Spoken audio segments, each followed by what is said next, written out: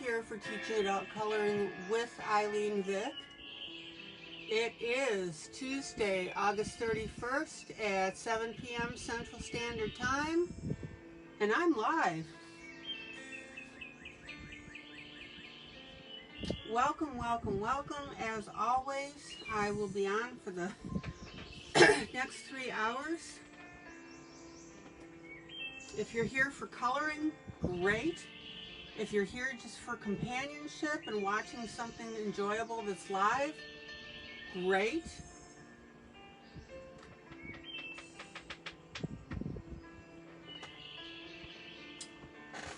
Glad to have you here. Welcome to my Facebook peeps who can come in and chat. And welcome to my Facebook lurkers who just watch. Glad to see you here. And of course, welcome to my YouTube peeps. All right.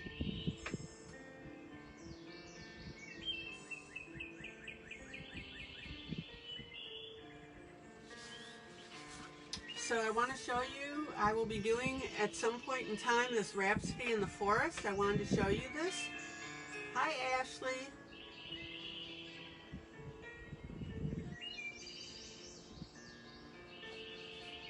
This is a really beautiful piece.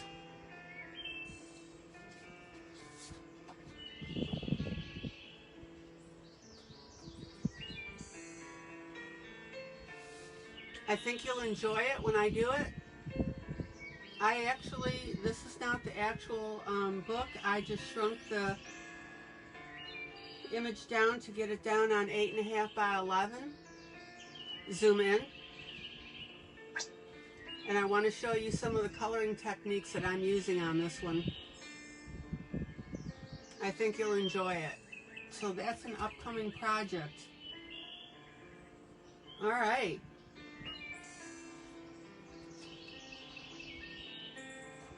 Let me tuck the actual one in here.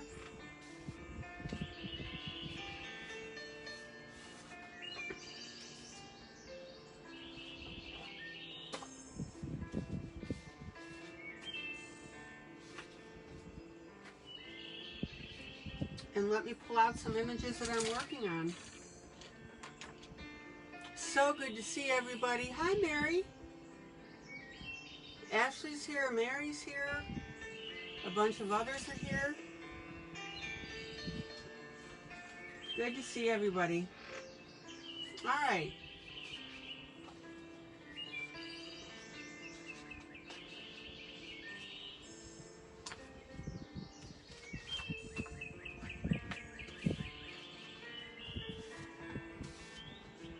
And if anybody has any questions or comments about projects that I've been doing, let me know. Zoom out. Zoom out. Alright, so I'm going to do a little bit of a change up here. I've got my tiger. I'll be working on him. I still haven't blended my water area. This is coming out beautifully. You saw how I shaded his legs in water.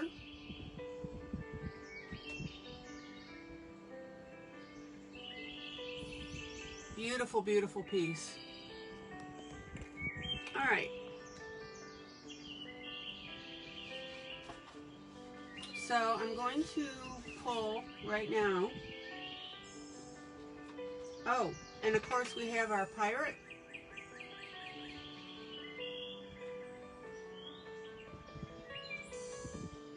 Oh, Mary Blankenship said she got Tales from the Forest Kingdom by Hannah Calzone.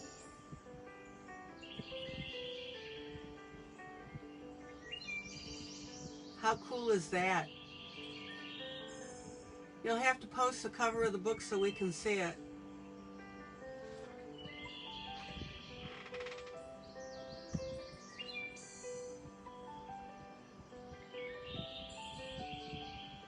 Alright, so I'm going to do a little bit of coloring on Hello Autumn by Demetria Victoria. And again, this is the one that I cut out the section and put the blue paper behind it.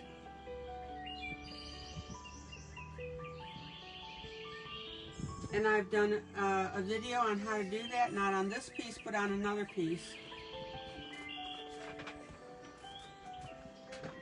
So now I want to play around with the house a little bit, the leaves, and then of course I'll be changing up again. All right. Love you guys. Good to see everybody.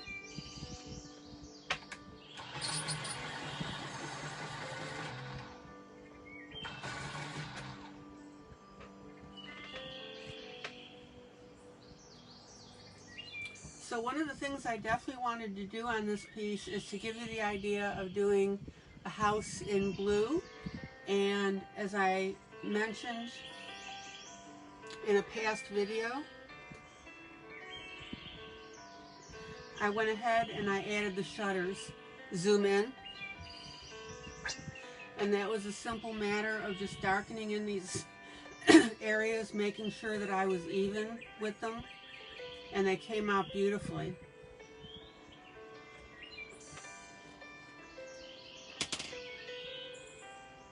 Now, what I'm going to do on those, I want to enhance that a little bit. So I'll show you that right now.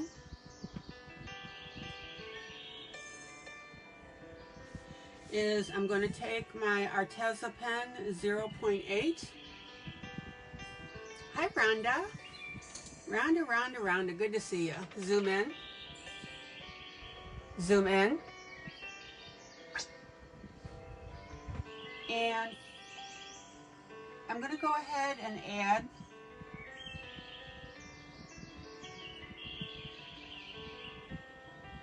some shutter lines on that.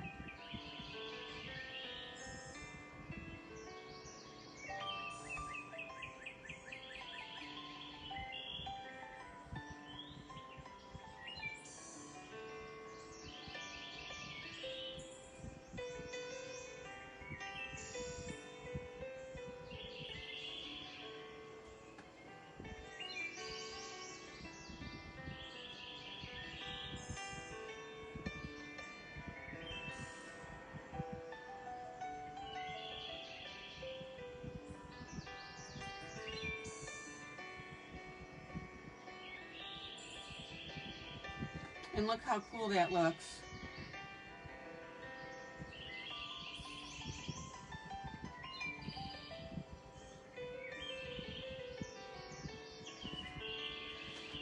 Zoom out.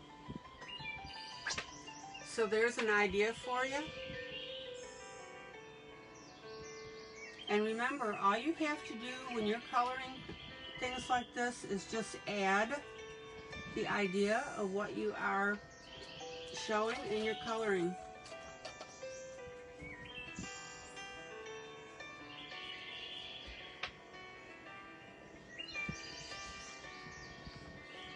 So now I'm going to go ahead and I'm going to take a Prismacolor 1087 and I'm going to work on the rest of this house.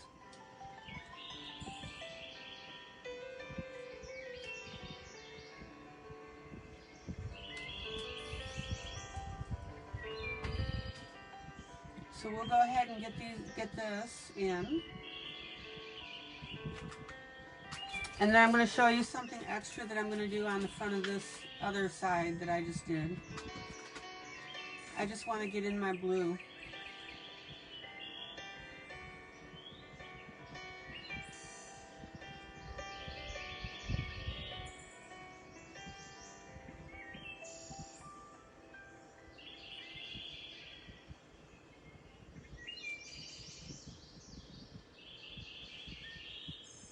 Oh, good, Mary. You posted it to the group. Excellent.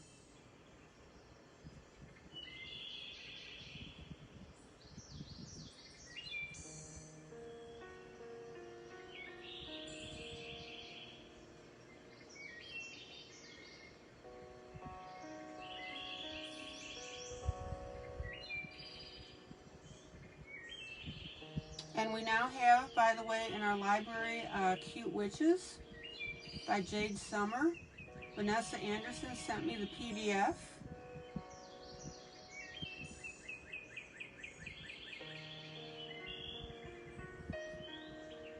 So we now have that, and you bet, hi Rebecca.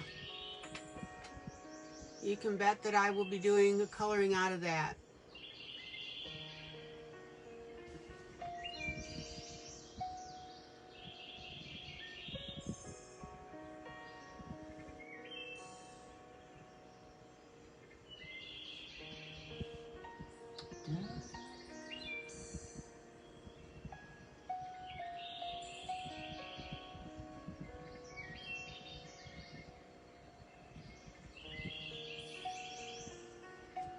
Melissa, hello, hello, hello. Zoom in. Melissa Biggs has entered the room.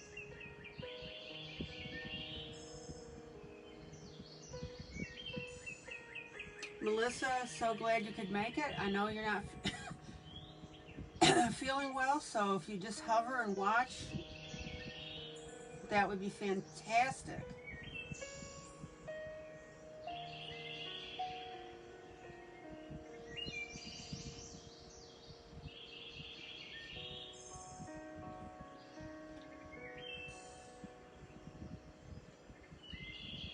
Hello, Wanda.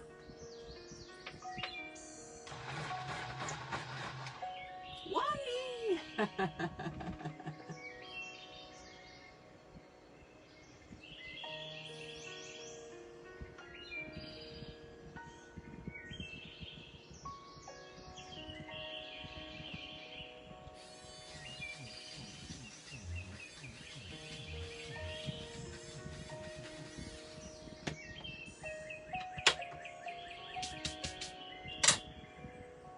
Now, I want you to notice that I'm going ahead and adding this powder blue to this part of the house, and then you'll see what else I do with it.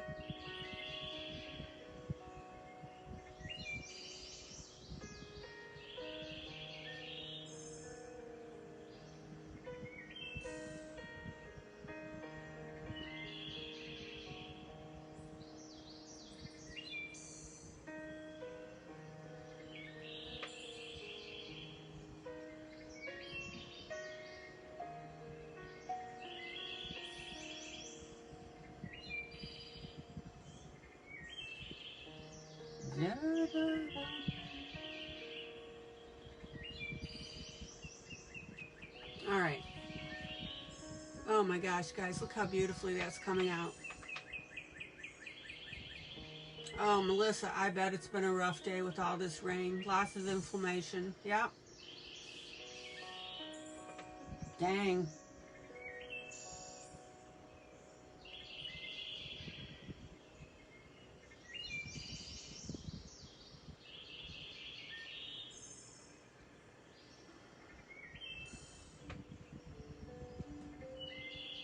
Now, be sure to get your little areas, of course.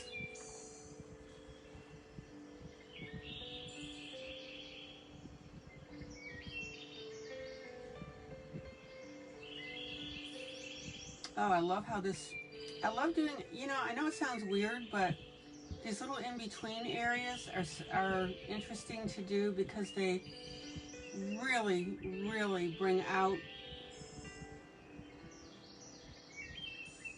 the context of what's going on.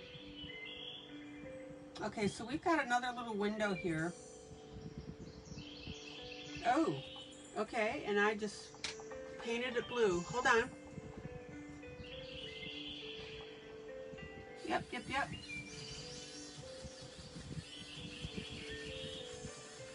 There we go. We'll fix that.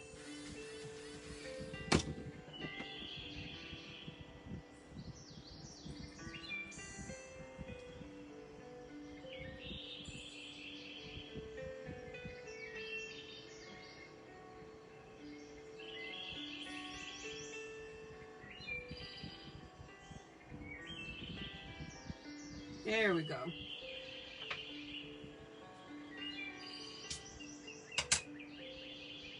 Well, Melissa, I hope that you do get there soon. It'll give you something to work towards. Zoom out. Guys, I'm going to take a moment and pray for Miss Melissa. We do this in the group. on an as-needed basis. Lord God, in the holy name of Jesus Christ, I ask your blessing over Miss Melissa. She's working with her inflammation and pain and various medical issues. Lord God, she really would love to start coloring again. I ask you, Lord God, to have your mercies on her and let her heal to the point that she can enjoy her coloring once again. Lord God, thank you so much for encouraging her that she comes into this group. We love having her in here. So we pray for healing in your merciful name. In the name of Jesus, amen.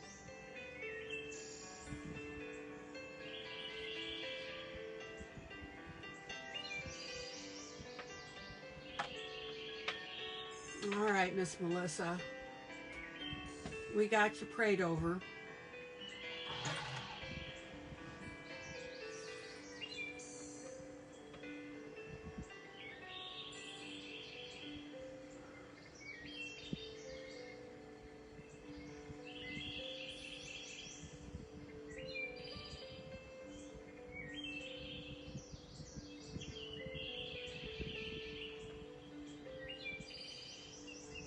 Oh, you're welcome for our prayers, Miss Melissa.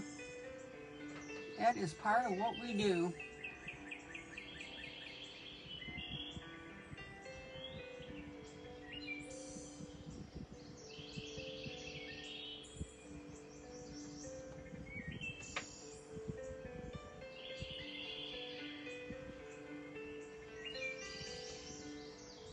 Okay, zoom in. Zoom in. So let's go ahead and get these little areas here.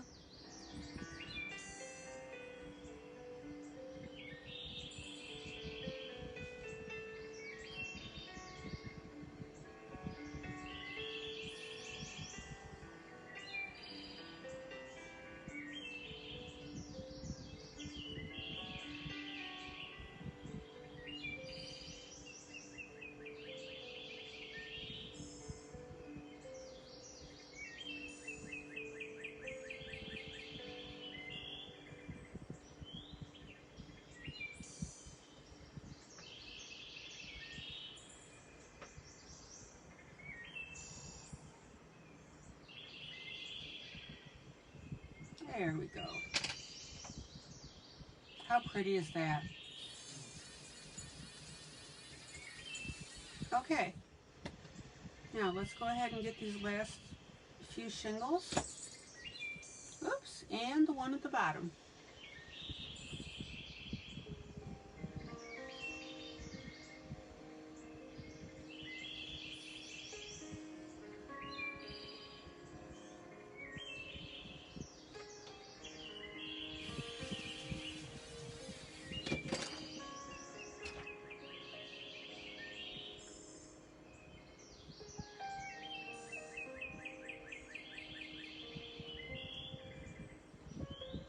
And remember, keep turning your pencils, guys, because that'll save you your points. I do that little micro turn.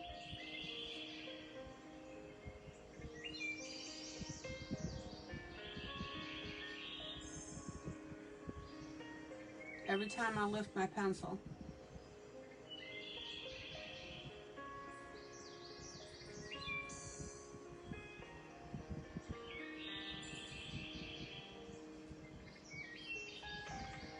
Zoom out. Oh, I hope you guys can see how pretty this is coming out. Isn't that gorgeous?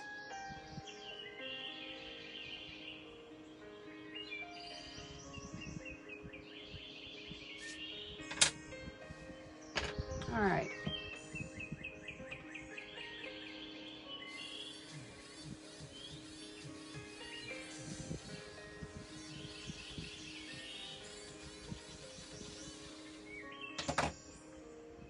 Now, one thing that I like to do, and I've talked a lot about this, is I like to spot color as the mood and inspiration hits me. And so I'll work in different areas because as I do that, that inspires me for other areas. So I'm still going to work on this siding here, but there's something that I noticed here. Zoom in. Excuse me while I turn this a little bit. Is I've got a wood railing. So I'm going to go ahead and just put a little bit of pattern on there.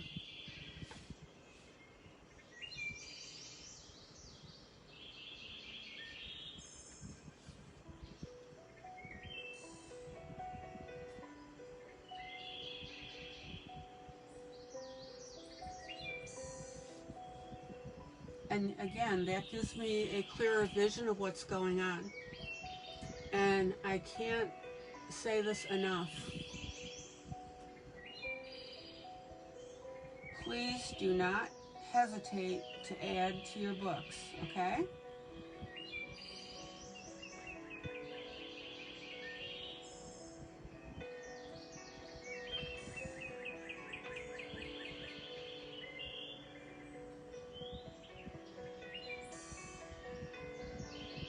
Now, I'm going to go ahead while I've got pen in hand, and I'm going to add my marks to my water wheel as well.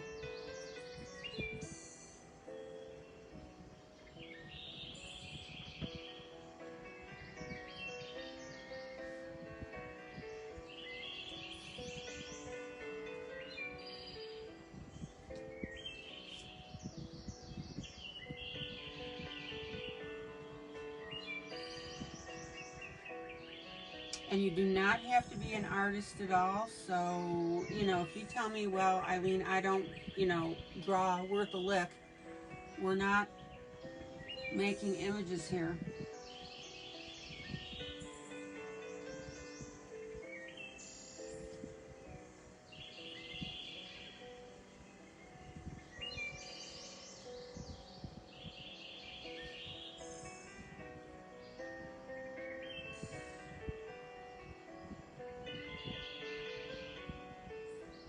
Alright, don't know, oh, this is the back of the wheel, okay, got it.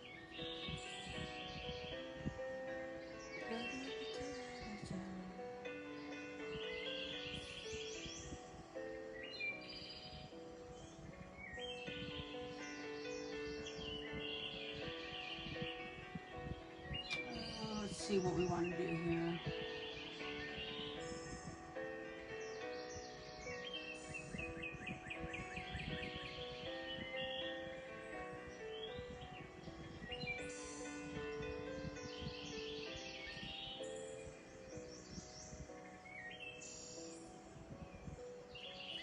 Now, one thing that I absolutely hate that artists do is that they don't pay attention to the detail. So, our stone here, we've got our stone here on the wall, but now we've got to figure out what is what.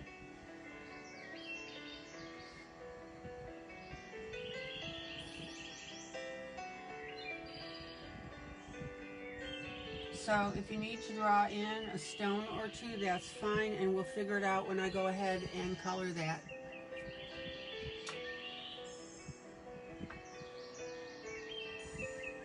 Anybody have any questions about it? About what I'm doing here?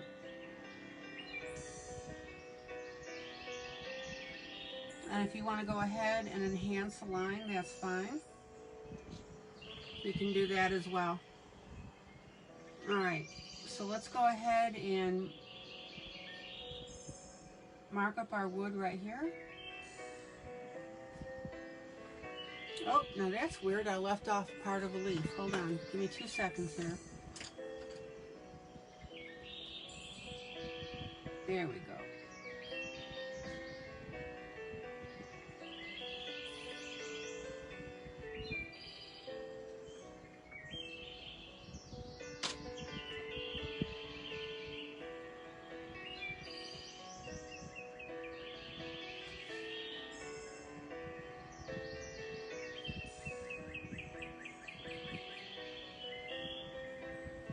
Now, you don't have to get...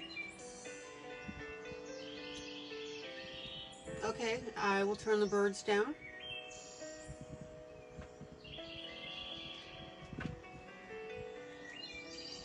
Done.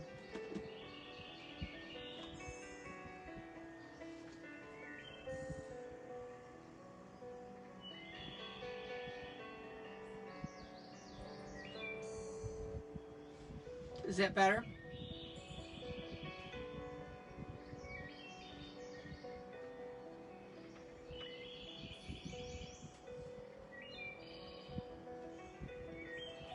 The birds are just feeling good tonight. They got a little carried away.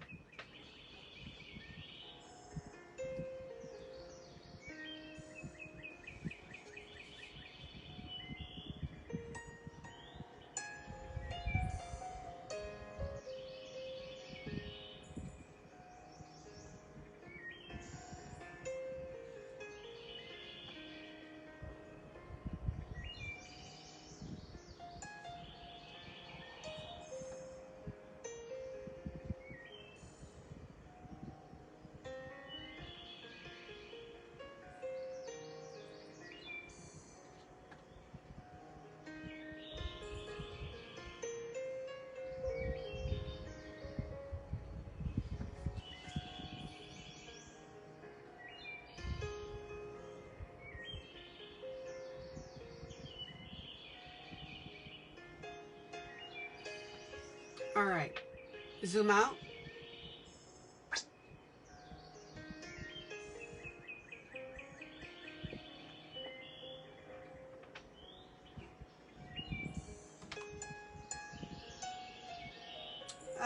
Rita, can you turn your volume down a little bit?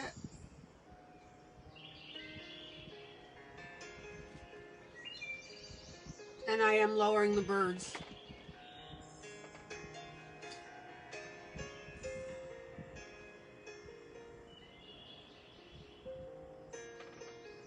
I've got them very, very low.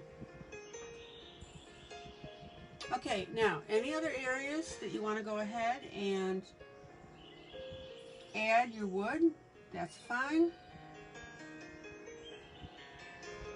I'm going to go ahead and add that on here as well.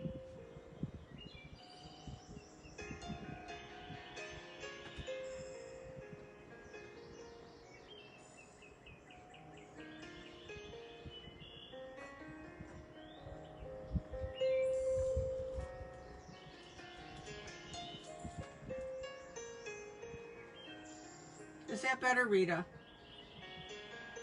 Okay, zoom out.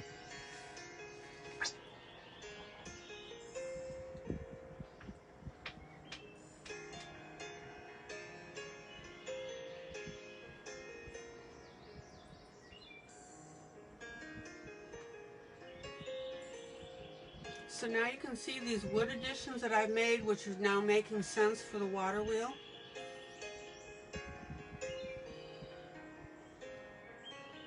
I'm just going to do a little bit of shading on the siding, and then I will probably move on to another project.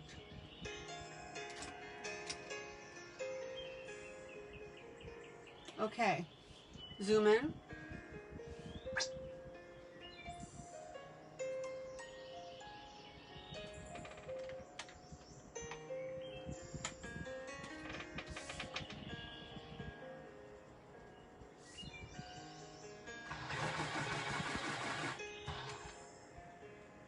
Alright, so I'm now using a Starjoy Ultramarine 065.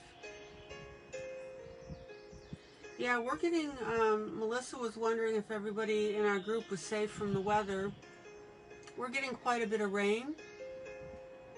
You lowered the sound, good. Yeah, if anything's ever too loud, guys, try lowering your sound first, and then I can adjust from there.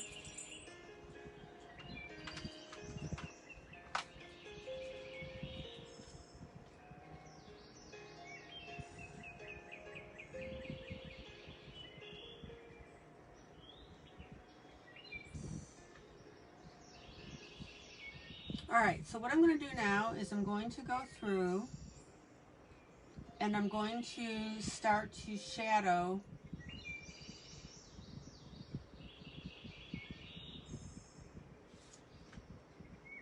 our slats. Zoom in.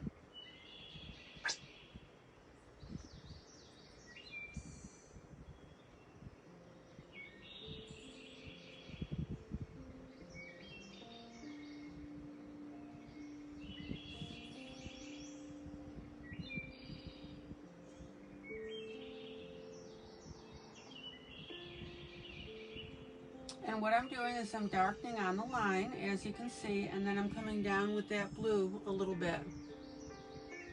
And this will make sense when I pull out.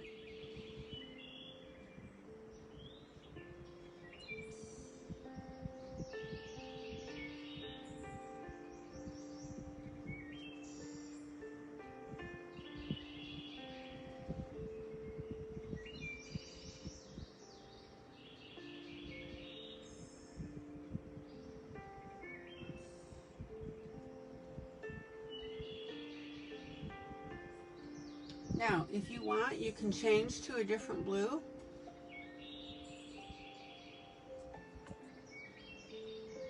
So Rebecca Jones says her friend got home this afternoon to flash flood and tornado warning in southeastern tornado.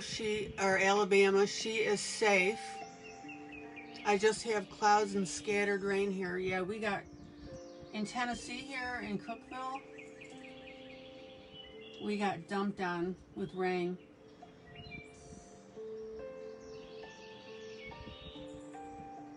Now, normally I would use a darker blue or a gray because I've got this gray blue to do these shadows, but I'm bringing down this blue. Not only am I shading with it, but I'm bringing it down down on the slats themselves. Everybody understand the difference here?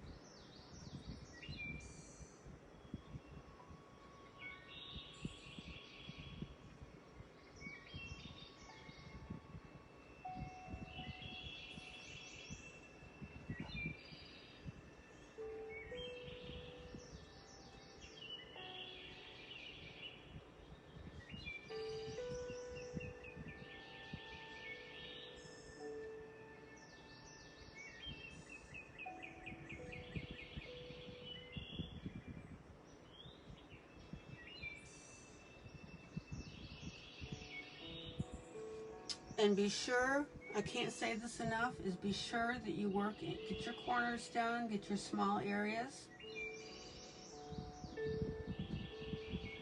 You know, some people think, well, it's just a small area, I can let it go. No, because it's going to stick out.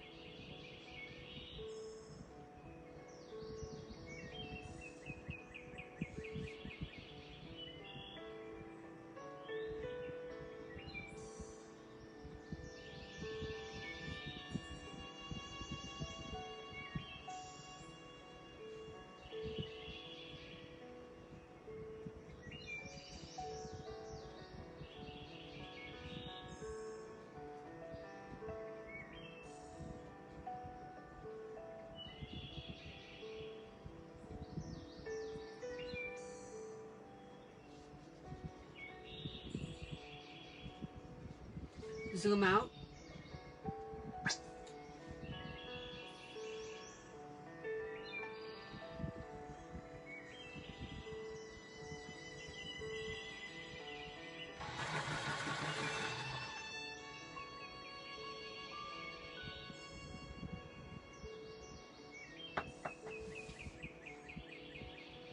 And then I'm also going to go ahead and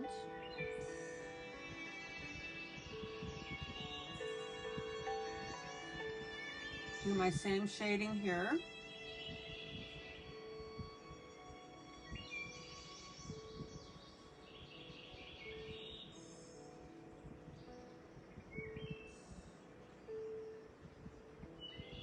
Now again, remember, if I weren't extending the blue down onto the slats, I would be using probably, well, I would be using a darker blue or a gray. Zoom in, zoom in.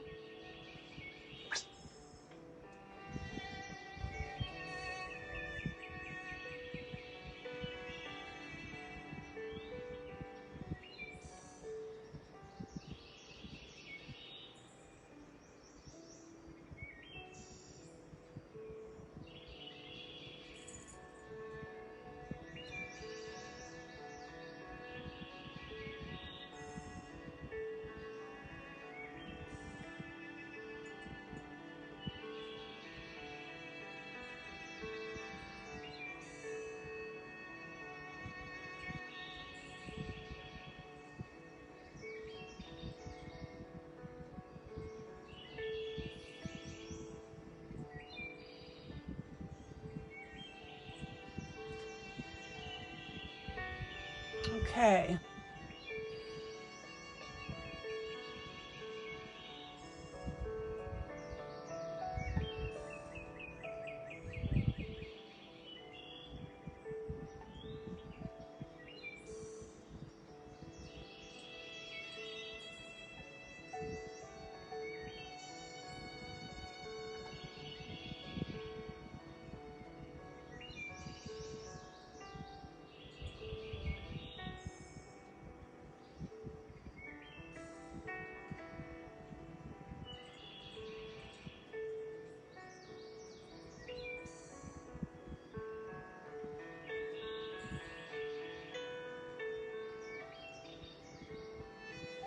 Zoom out. Now, I'm going to go back with my lighter blue, and I'm sorry, I did tell you the ultramarine on that blue. I'm going to go back with my 1087 powder blue, and I'm going to go over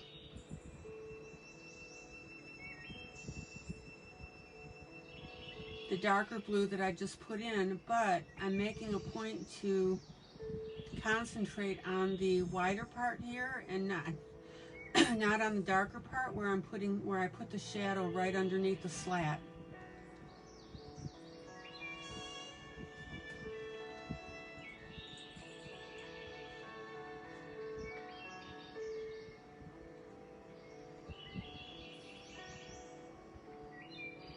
So remember, blending is the biggest deal here.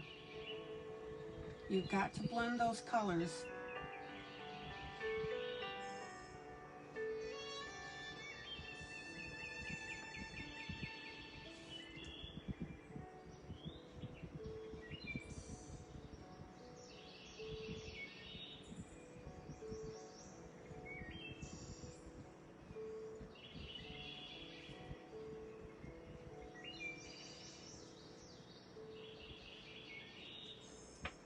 All right. Now I'm going to do a little bit of this side here as well.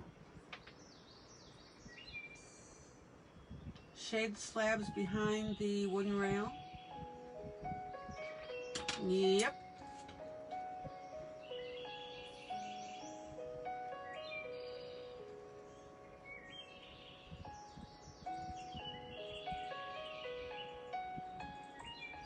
Got it. Thank you, Melissa.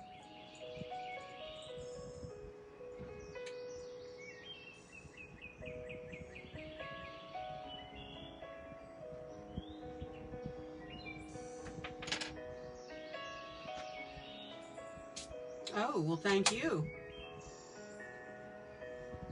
I miss those puppies every once in a while.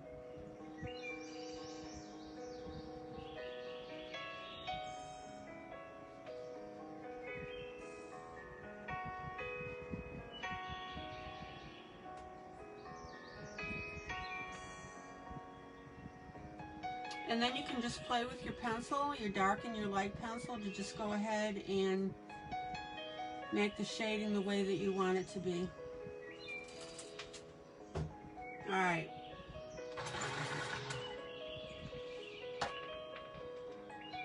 Now, same color, ultramarine Starjoy.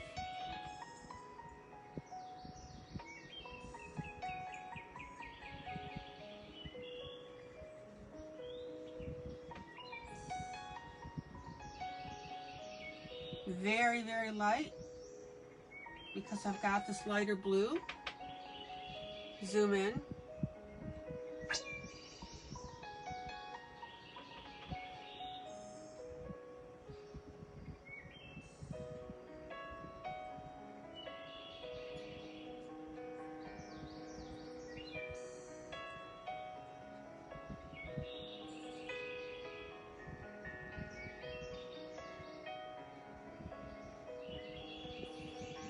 I'm barely touching the paper with my pencil.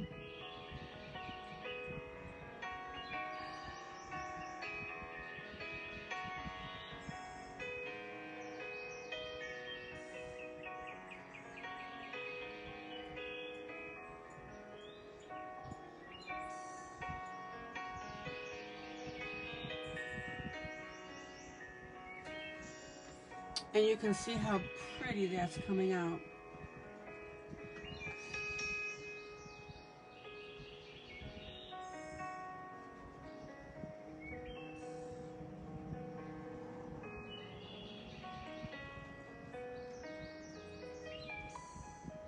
You know I'm all about tinting, coming in light, because you can always come back and darken up.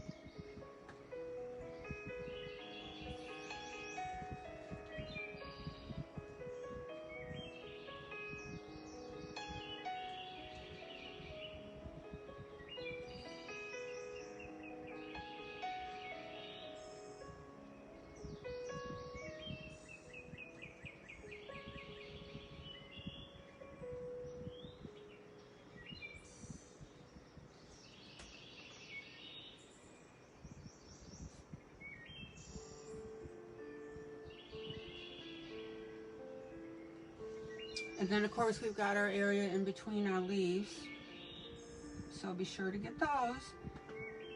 And that's where I'm talking about detail. I mean, I've got one line here that's maybe a 1/16 of an inch, but I'm going to go ahead and right there, I'm going to hit it with my blue.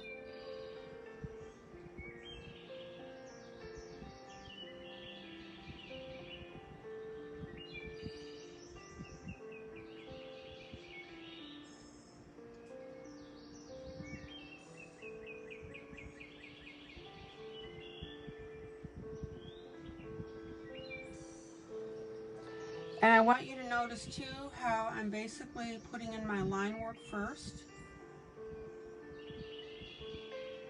and then going ahead and shading the way I want to shade it.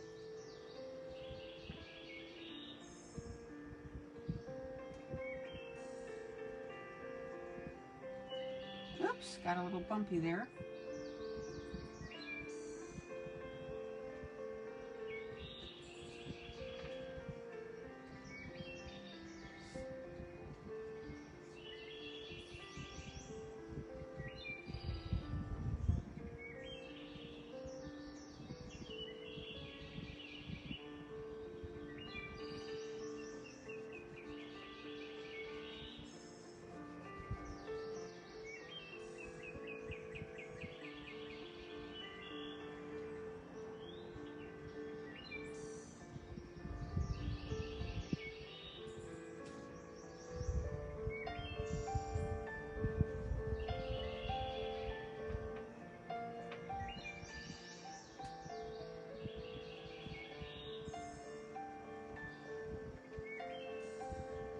zoom out.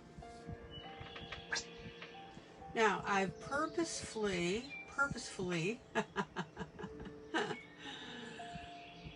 colored two parts of the house the different shades. I want you to keep that in mind. Now I'm going back over this with my powder blue.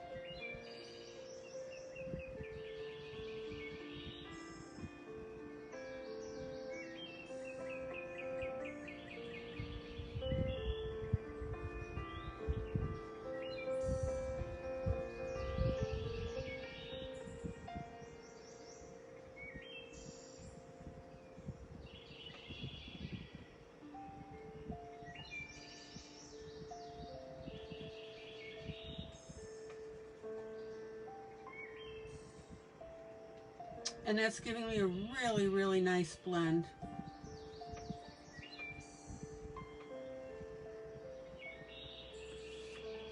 Oh, how pretty.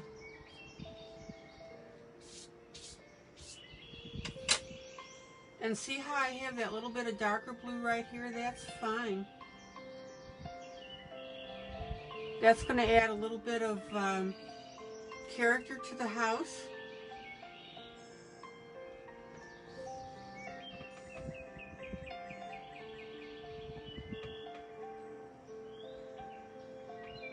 And in fact, now watch this. See, I'm going to blend. See how I'm making this darker all the way up like this?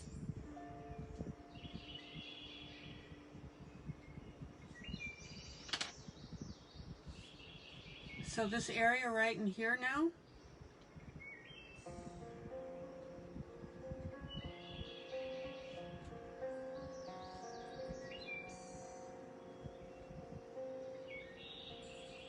and I'm also going to darken my area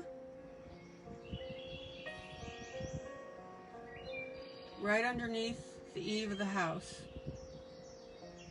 So we'll get a little bit of a shadow working there. See it?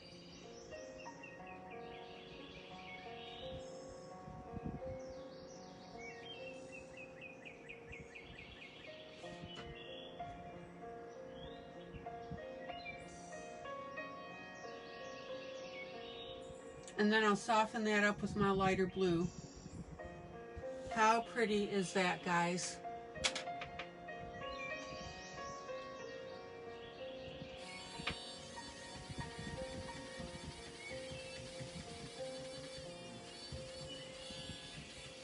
Okay. Now, around these windows a little bit, I'm also going to put a little bit of shading. Zoom in. Same pencil, my Starjoy Ultramarine.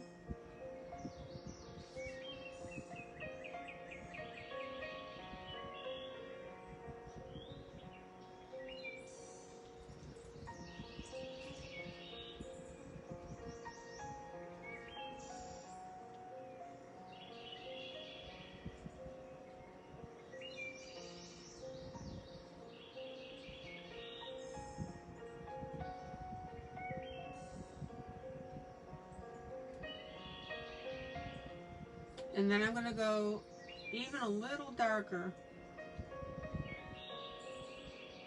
And the way I do that is with, what, repeated strokes.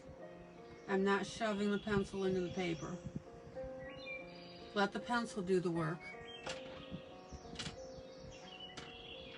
Now, I'm going back with my powder blue. And I'm just going to smooth that out and blend it in with the rest. Questions or comments? See, I'm blending that in little circles.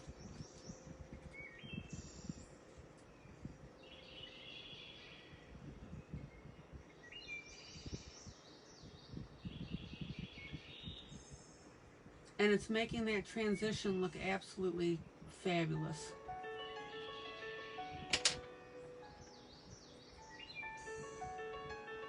Okay.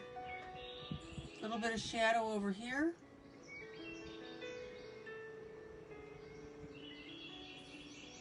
Blend it out. And that means darker on the edge, and then just come out a little lighter and lighter.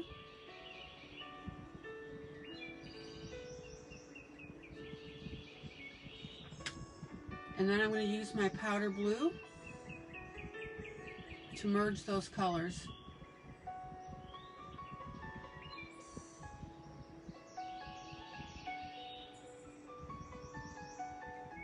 Isn't that beautiful?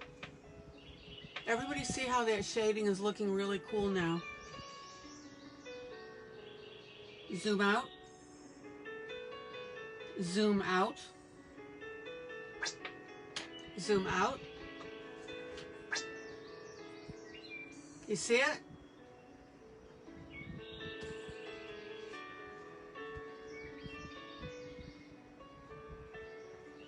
Okay.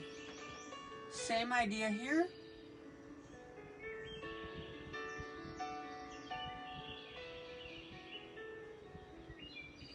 We're going to use the darker blue where these walls come together.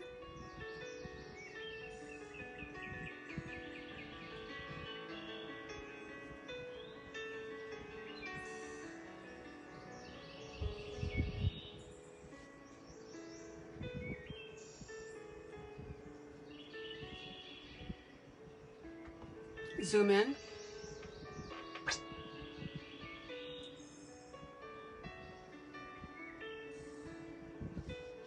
And I'm also going to darken underneath the eave.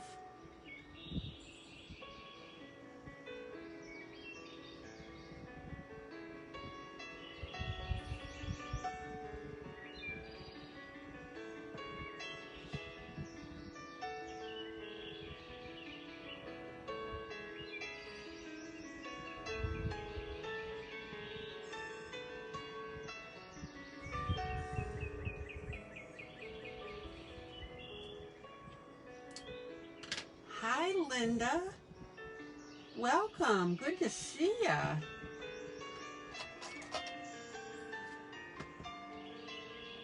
Got a little bit of color on my black here, so I'm going to go ahead and get rid of that.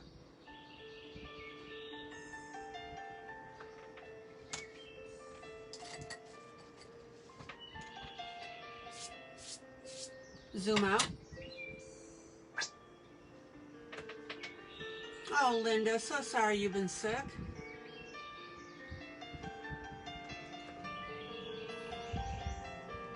That's sucky.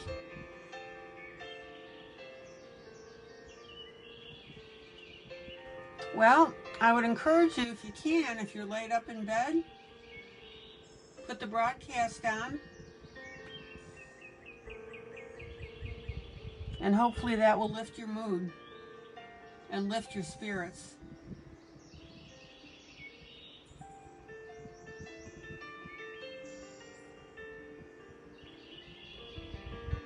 Okay, so we're getting that shading now. Zoom in. Linda, what's been bothering you? It's not COVID, is it?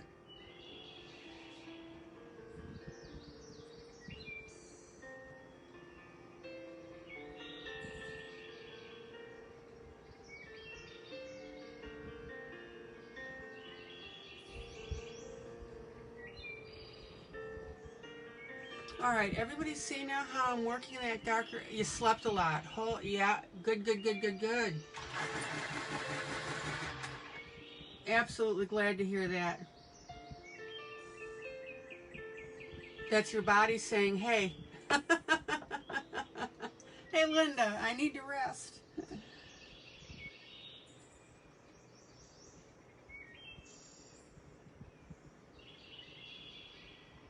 Okay, now, everybody see how this shading is really adding pop to this house. Now, one more spot on that is I'm going to go ahead and put a little bit of shading underneath the windows. Because what happens when buildings weather you'll tend to see the darker parts underneath the windows, right?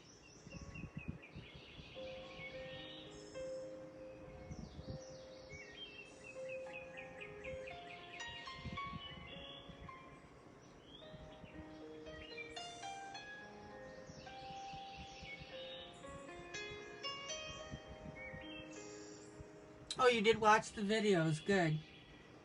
Yeah, put them on in the background and relax.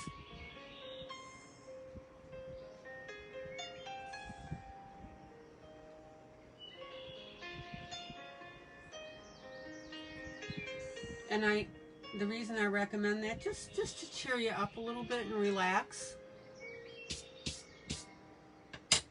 All right, everybody see now how I'm getting this shading underneath the windows now?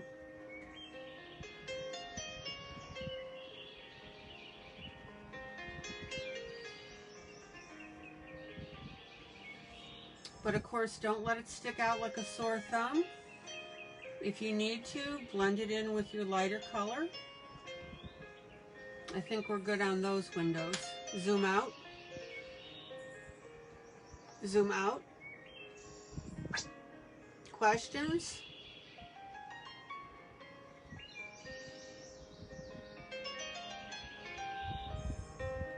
Amazing how a little shading will just really start popping this for you.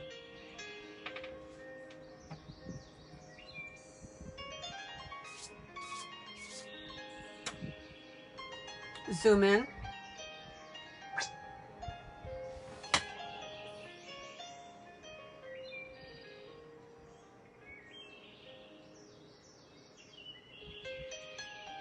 Now I'm going to go ahead and add a little bit of shading underneath this round window because I want that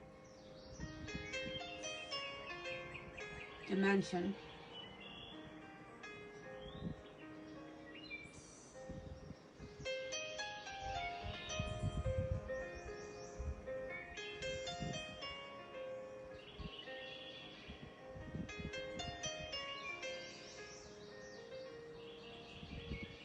Is anybody confused or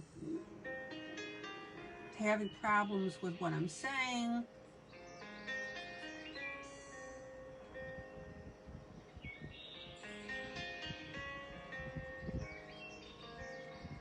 There we go.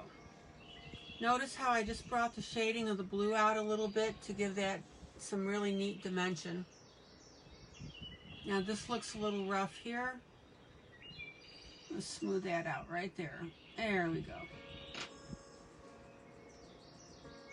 Everybody see how everything's popping and getting shaded and making sense?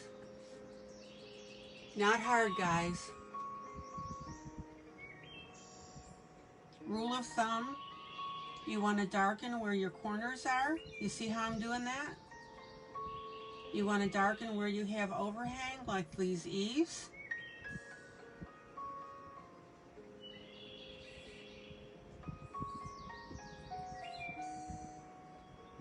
And I'm choosing to darken underneath my windows to give it that little extra look.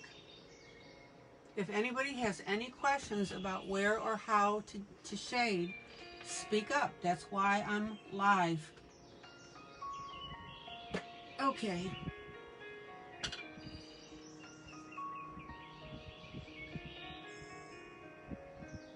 Let me grab a little water here.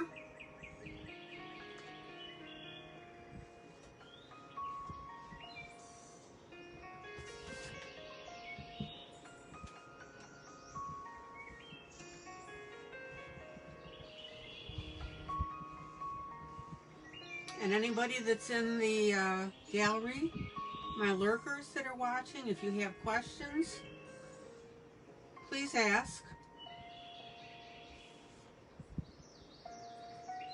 Just because you're lurking doesn't mean that you can't ask. I'm here for everybody.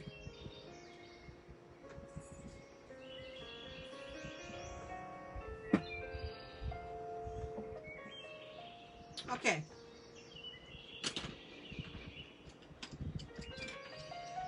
So I'm going to work on one segment of these leaves, and that'll probably be it for this piece tonight. Zoom in. So I want these leaves to be very colorful. I'm using my Poppy Red by Brett Funner.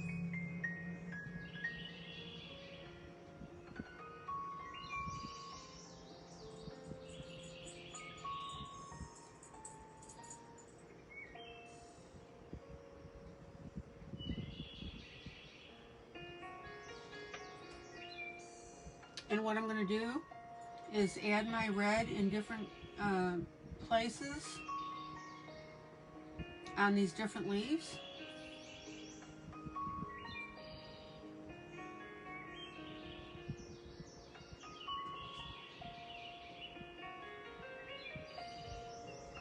And that way we've got a nice little pop going.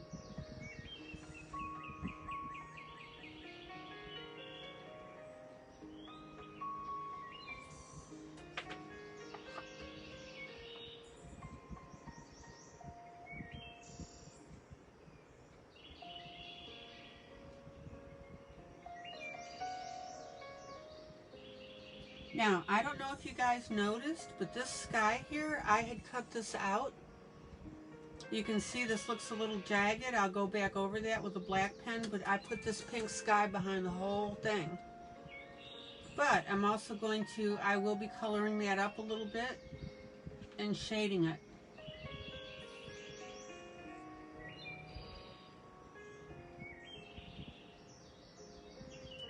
Now, I want you to notice in doing these leaves, even though I'm moving around with my red here, remember I told you a while back to finish an area that you're working on so that you don't end up having repetitive patterns? That's why I'm doing different areas of these leaves. So I'm not contradicting what I said. I'm making sure that I'm coloring different parts of different leaves with the red.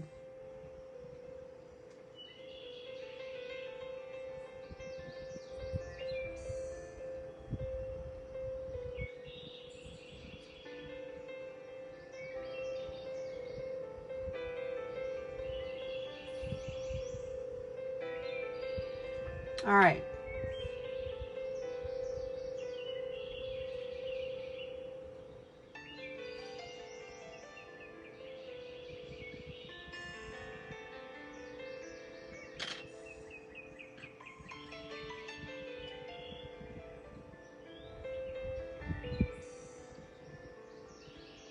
So now I'll come in with a little bit of yellow.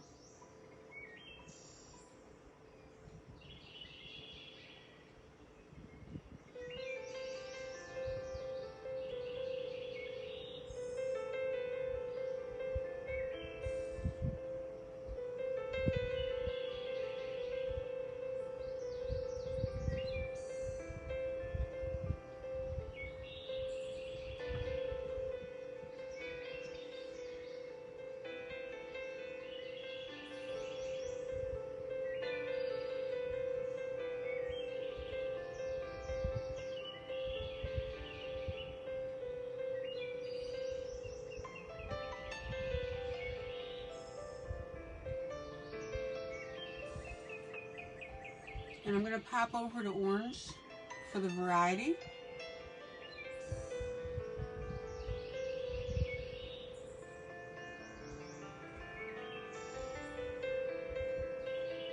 And feel free to let your orange go on top of your red because it looks terrific. Now you don't have to do that each time. Now I'm back to my yellow here. Again, blend your colors. Blend, blend, blend. You don't ever want a sharp delineation of color. All right, so let's get some yellow in there. I'm sorry, orange.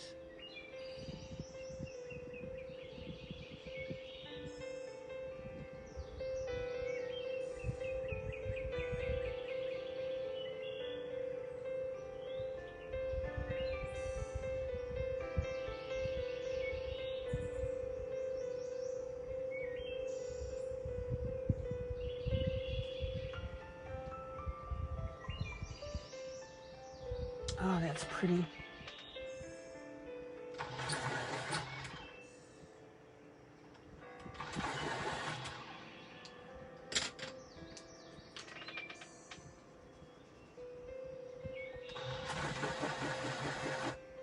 Hello, Stephanie. Welcome, welcome. All right, here's my Brett Funner Raw Sienna Brown. And I'm going to go ahead and introduce a little bit brown. Good to see you, Stephanie. I was wondering where you were tonight.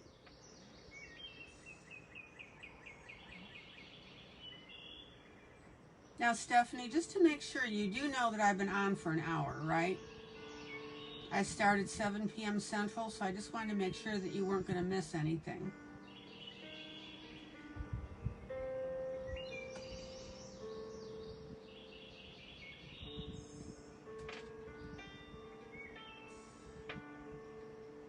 Rebecca says, time to start getting the kids ready for bed. Oh, can you come back? I hope. All right, so let's go ahead and do some brown and some red here.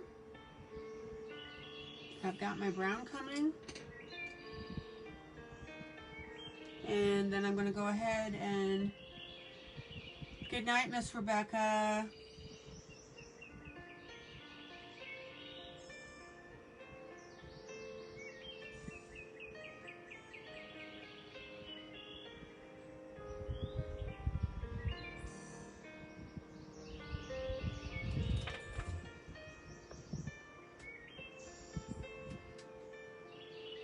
Okay, yeah, if you can come back, that's great. If not, you know this goes to video. Love you, sweetie. Okay, now this is where I put red down the center. And now I'm putting brown.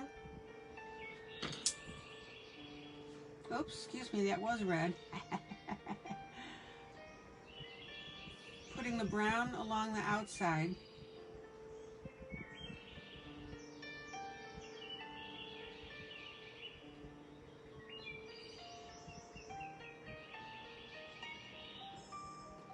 Leaves are always fun to do. Excuse me for reaching in front of you.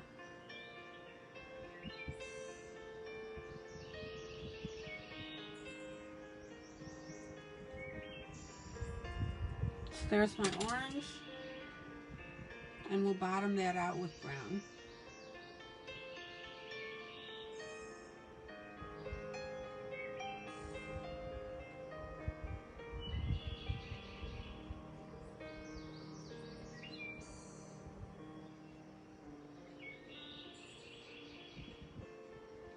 And look how I'm blending that orange together.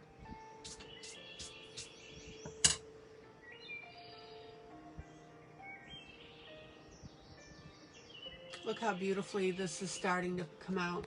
Isn't that cool? Oops, excuse me, gotta move you a little bit. Sorry, sorry, sorry.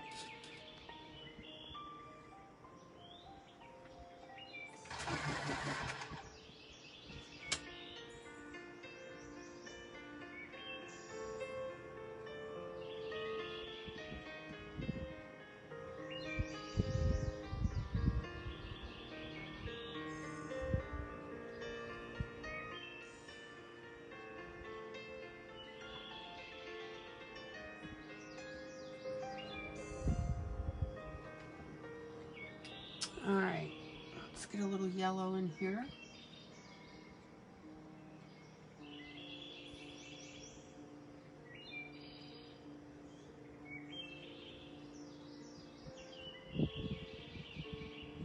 And a little bit of the brown.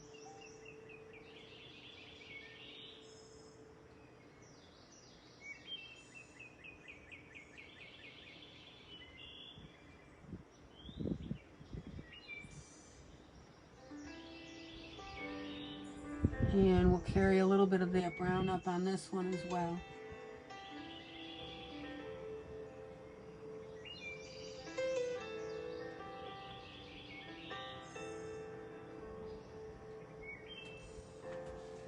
How pretty. right.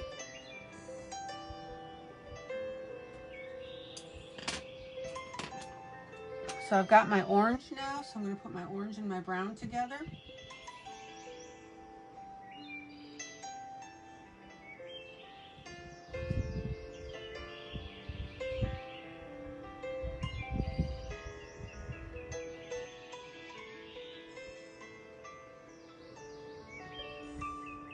And here's my orange and my yellow.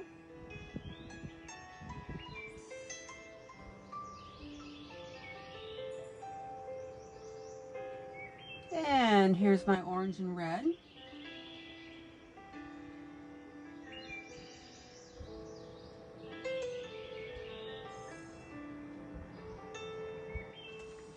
Oh, these are pretty.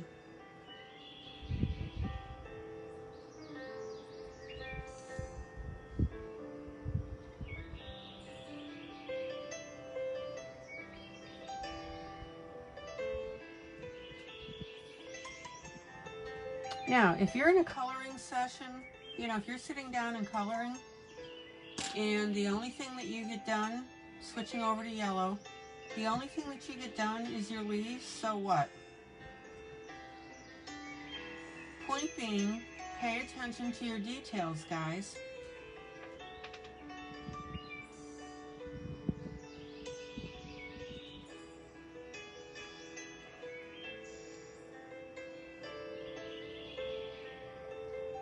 Coloring is not a race at all. So that's why I'm saying you sit down, whatever you feel like doing at the time. Here's yellow and orange.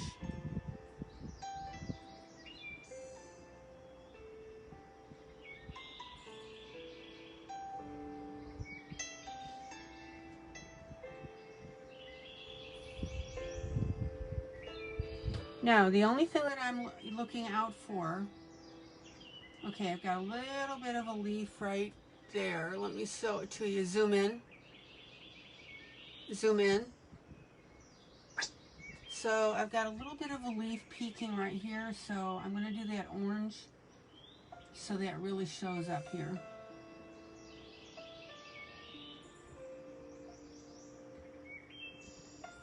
How cute is that?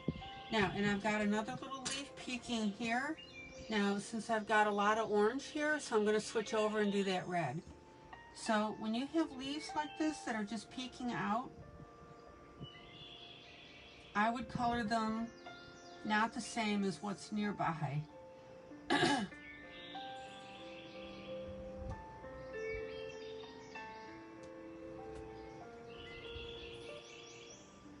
So that's the only thing really that I'm keeping an eye out for, is that I'm not getting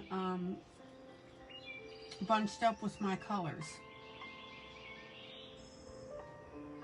Now, having said that, however, you could do your leaves all, for example, brown and red. So they would be red at the base, brown on top, for example, or the opposite. You don't have to go through all these colors if you don't want.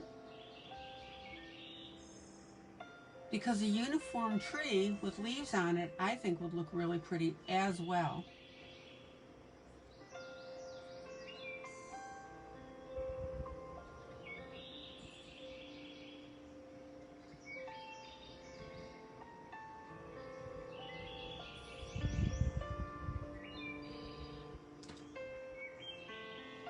Okay, a little bit of red here down at the base.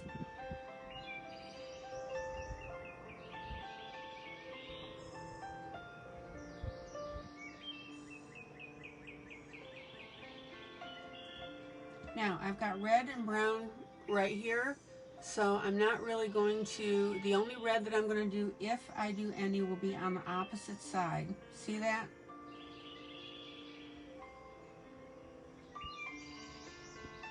And that way we don't have everything running together. So I've got my yellow.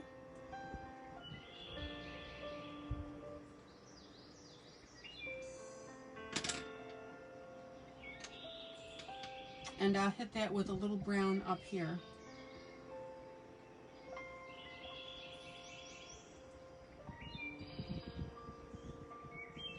So random colors are perfectly okay. Just be aware of what you put next to what. And that way you don't have a blob of color in your tree.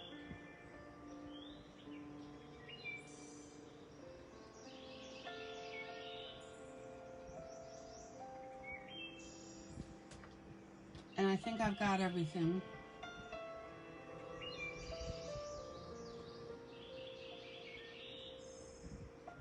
All right, let's take a look at this tree.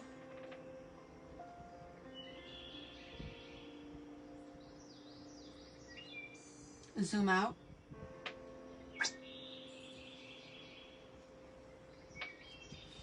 Isn't that pretty?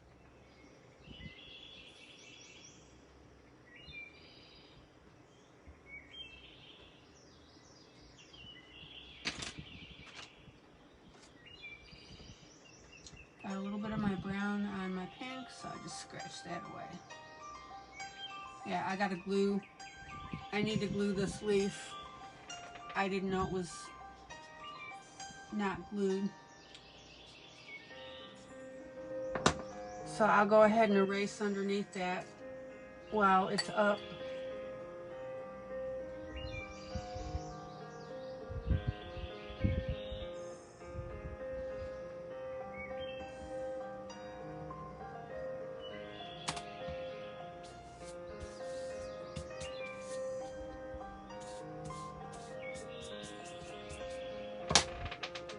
And let me take a little splotch of glue while I'm on this and fix that. So I just put a little on my finger and bend this back.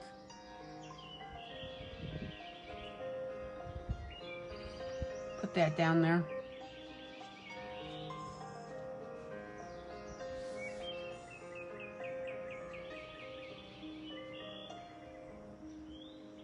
Zoom out. Zoom out.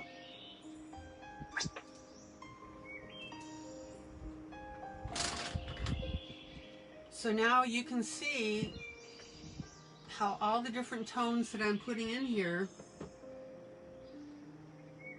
are really stepping up this entire piece. Now, this yellow over here looks awful. That was my base color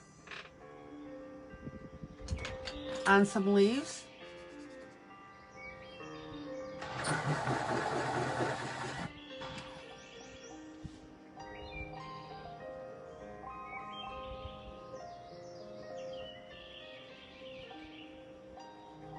Zoom in. So I put this brighter yellow on here, and then I'm toning it down with my green. This green is a grass green. It's by Shuttle Art number 144.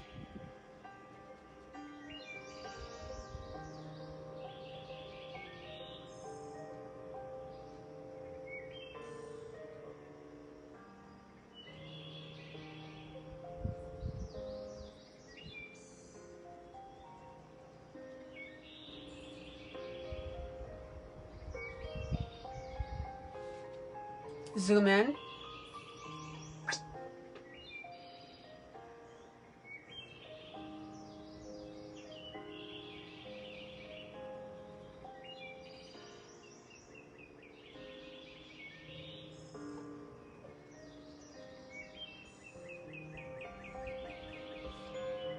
And I'm actually going to go ahead and do my stems because the stems are coming out a completely different color.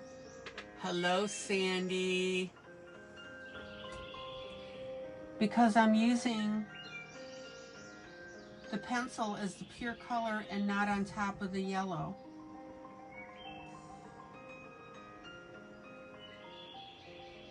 So see how those stems, zoom in, are a lot darker. And I want you to keep that in mind when you're coloring.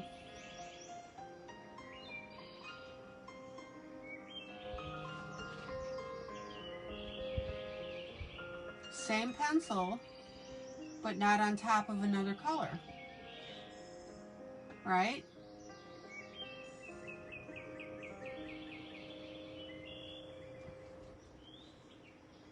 So now I'm using that very same pencil on top of this yellow, and you can see how it's bringing out a much lighter shade.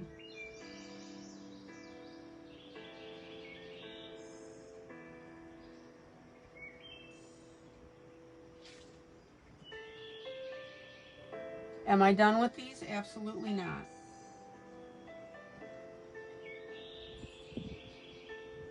You know better than that.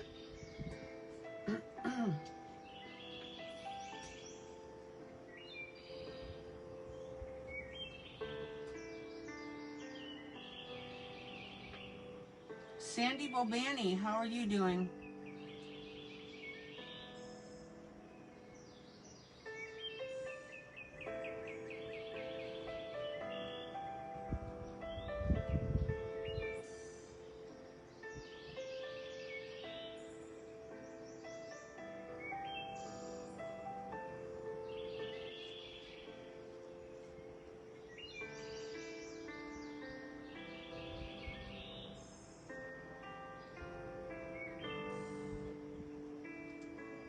Good, you've been behaving yourself?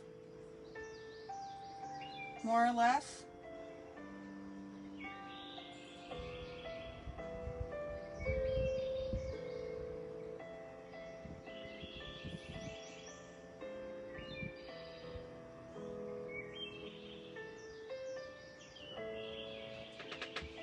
Okay. Zoom out. Yes, always. Okay.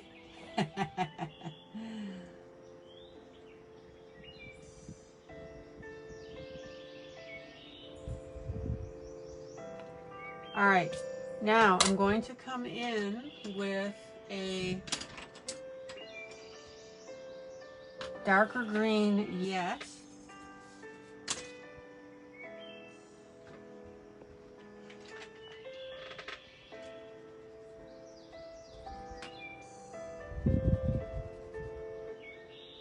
Hold on, I just found a misfiled pencil.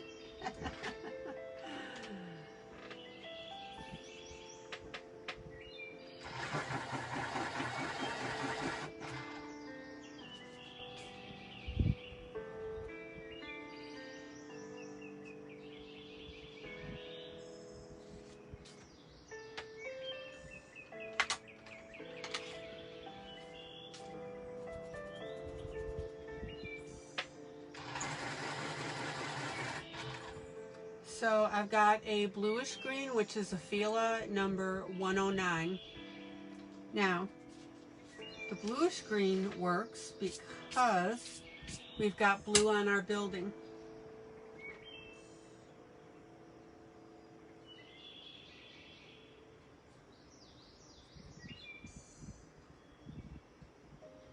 Zoom in.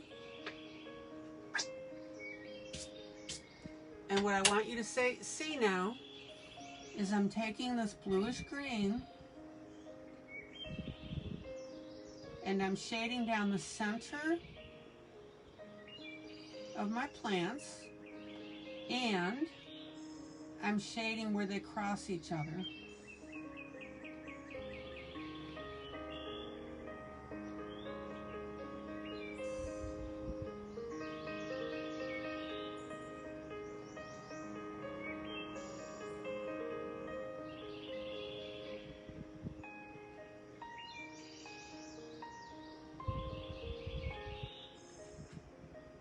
And that's how we're going to get our depth on this. Sandy, I was over the moon. I was very proud of you when you drew in that black fence and the brick ground. Absolutely. You really took to heart what I was showing you. You saw my comment on your piece. So how did you feel after you got that done? I know you were very proud of it. And more importantly, does that now make you feel more comfortable and doing things like that with other pieces. Sorry that my hand was covering here.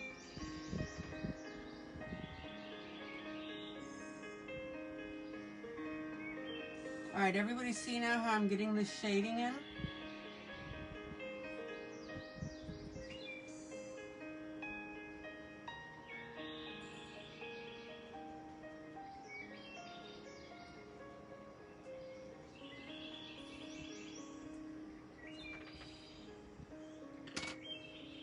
So you enjoyed making it look better, and now does that give you confidence to do it on other pieces?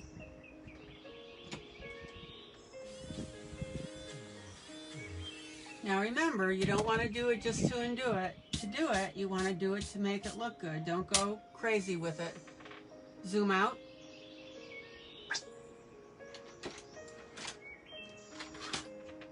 Okay, now I got a little bit of my paper from the back sticking out here. Hold on.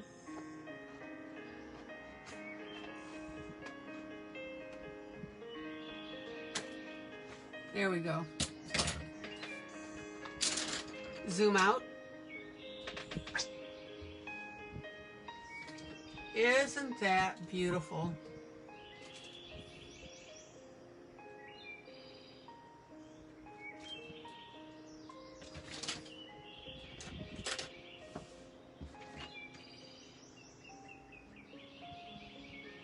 And then what you want to do is you want to look at your overall piece and make sure everything is smooth.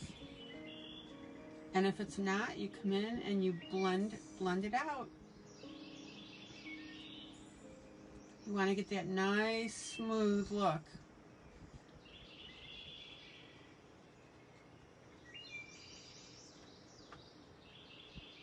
So Sandy said it makes coloring much more enjoyable. All right, Sandy has crossed over to the other side, and now she's finally comfortable with doing this stuff. So yes, Sandy, I am very proud of you, very proud of you. When I see you guys execute what I'm teaching you, that makes me feel really good.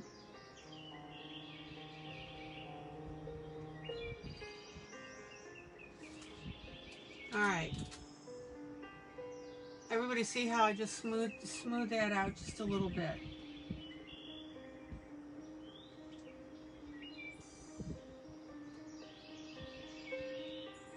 Now, do not over blend, because you're going to get your colors are going to start running together and looking mushy gray. So here's how we look so far on this particular piece.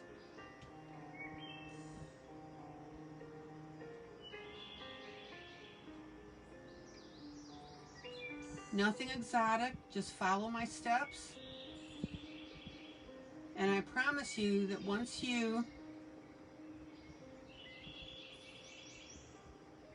know what you want to do with something, it'll start making sense to you. You'll know how to accomplish it.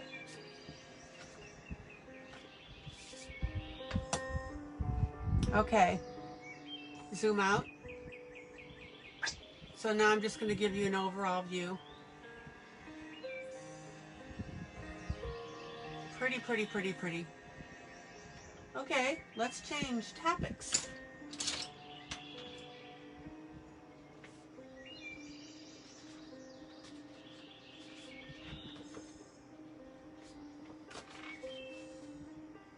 And again, guys, this is Hello Autumn by Demetria Victoria. We have it.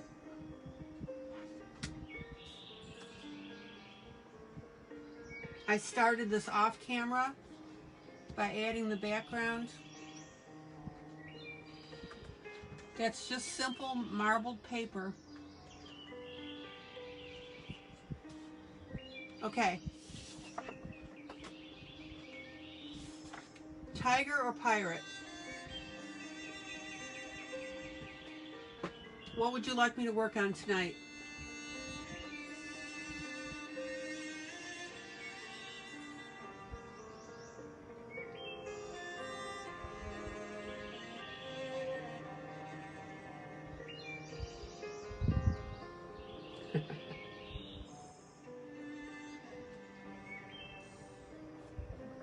Gee, Rhonda, how did I know you were going to say that? Oh, Sandy says tiger. Okay.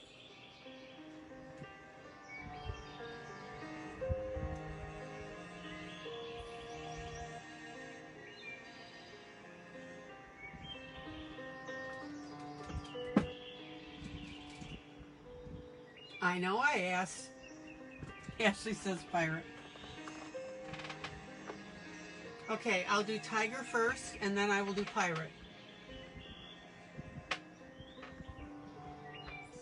I'll tell you what. Let me switch that up. It's only 20 to 9. I'm going to work on the pirate a little bit, and then I'll go to tiger. I promise.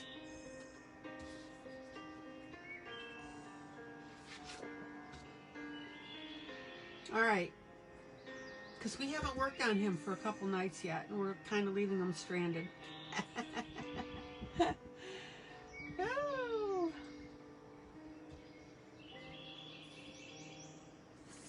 All right.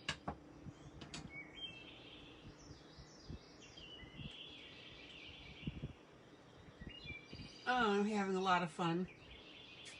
I love you guys.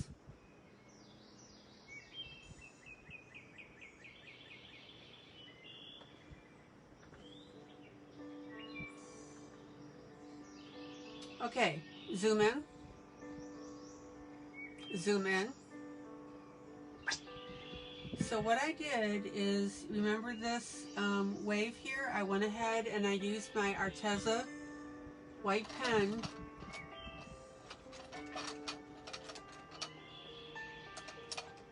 to white that out. I obviously missed a spot.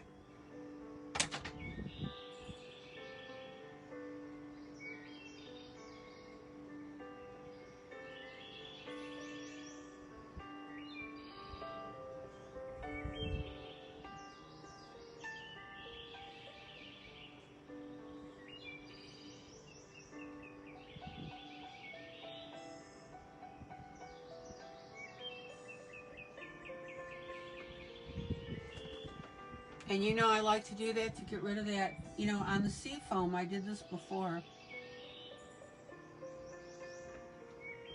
Okay.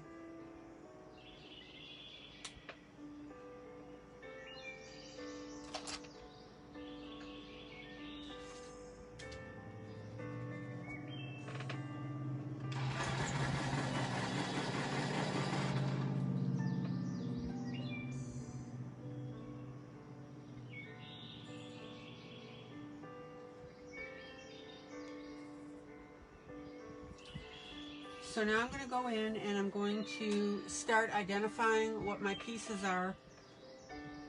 We had a little bit of problem with the pants of the pirate, but we finally figured that out.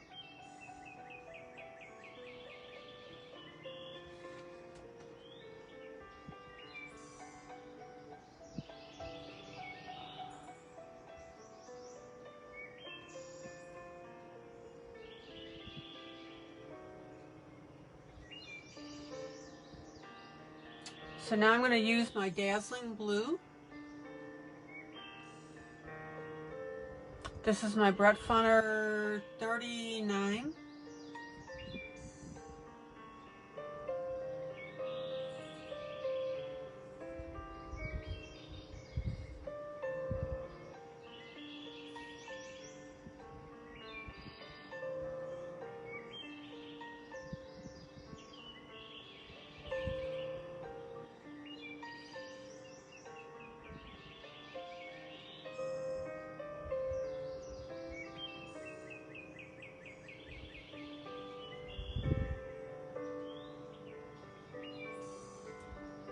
And I'm coming in with my shading now to get that general mapping done of what's what and what's where. And it's the beginning of my layering process. Now, if you don't spray your pages with the fixed tiff, This layering is going to get really important because it creates that subsequent base for you to bring your other colors in.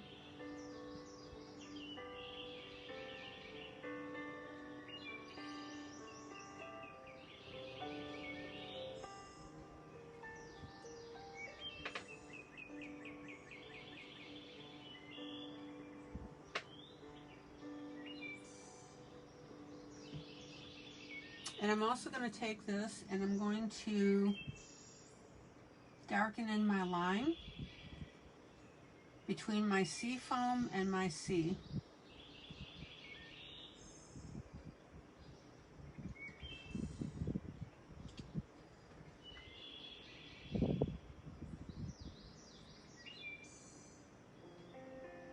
Because you certainly do not see black lines, right, in the water.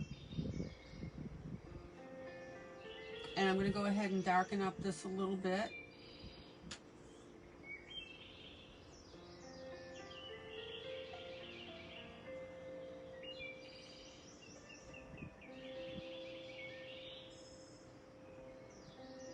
To start getting the look of that sea.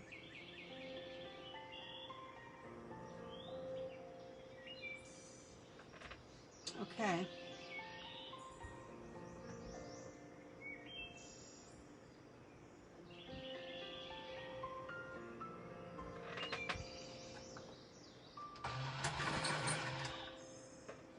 Now, just to give me my map on this side as well. Oops, wrong side. I'm going to go ahead, because remember I put my white on here as well.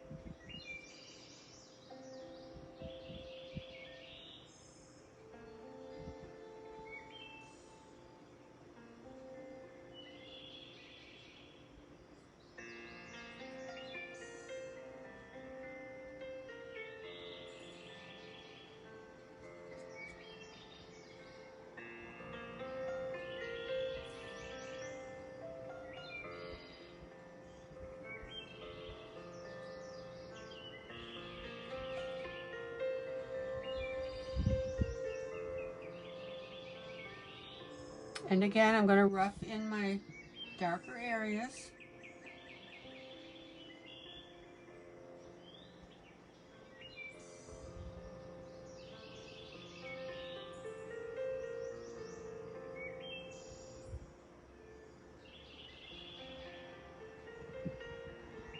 On this coloring. Alright, now I need to erase a little spot that I accidentally started to put blue and is actually sea foam. There we go. Let me get that out of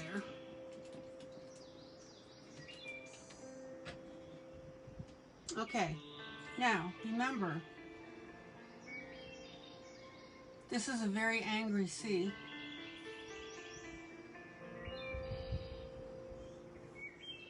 And the story on this is the ship has been wrecked, which is in the background. And our pirate has been hurt.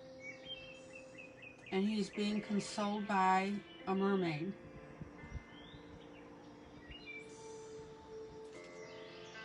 So we need to reflect that. And what I'm going to do is I'm going to bring in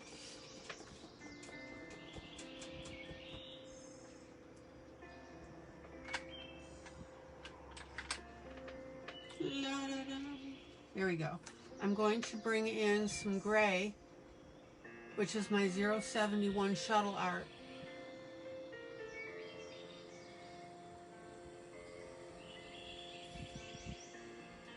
And I'm going to go over my blue And this is accomplishing two things. It's darkening my blue and making it look angrier by bringing in the gray, and it's blending out that popcorn that my blue was showing.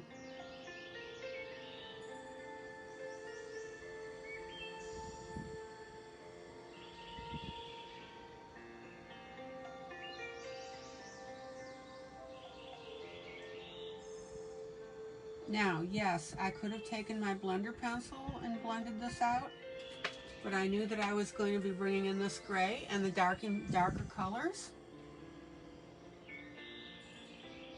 So I'm using that to blend my blue.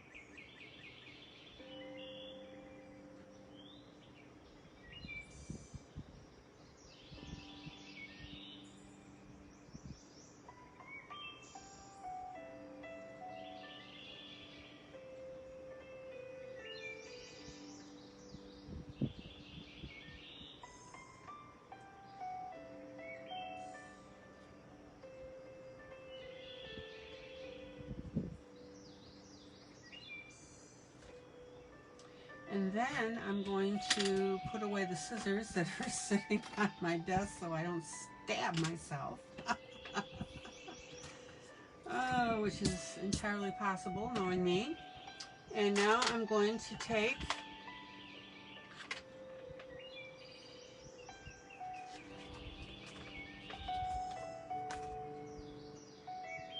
the irony.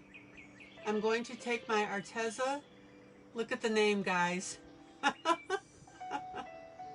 Is that not funny? Storm Gray A151. And I'm going to go ahead and darken that up a little, even a little more. Now, I'll concentrate on my lines.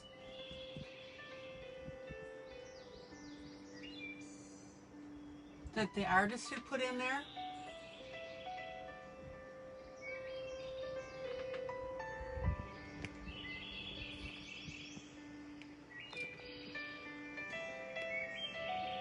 Hold on, Sandy.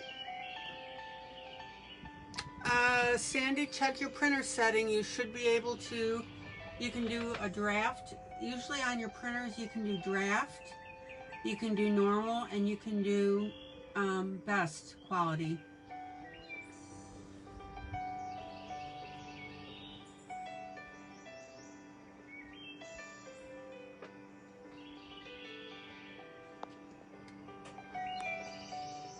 Excuse me, the camera adjustment a little bit. So check the settings on your printer, sweetie. And if you don't have your manual, go online, go on Google. Okay. Now, what I want to show you is by taking my Storm Gray and going over the lines that the artist put in and then going out on either side of those lines a little bit, I'm obliterating the lines, and now it looks like that I've just colored this in using the different shades of the pencil. So anytime you can do that and get rid of those lines, you can make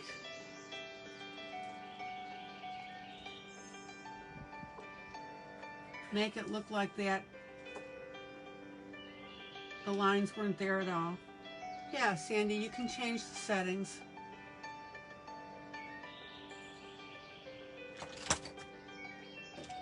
You have a printer at home, right?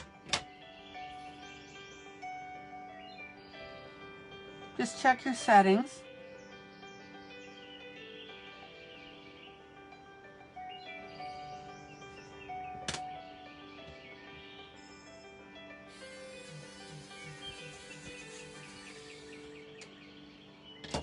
So I've got my blue, my gray, and then my storm gray. Zoom out. Okay, you should now look at, I want you to look at the difference between this and this where I started out. Yeah. And like I said, if you don't have your manual on how to change your settings, go to Google, Google your model number, and find out how you can change the settings. And usually printers, you can do draft, normal, and high quality. Everybody see that difference and how cool that looks?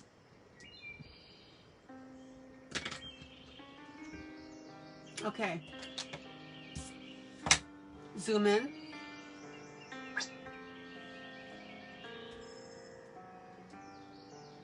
So now I'm going to use my gray.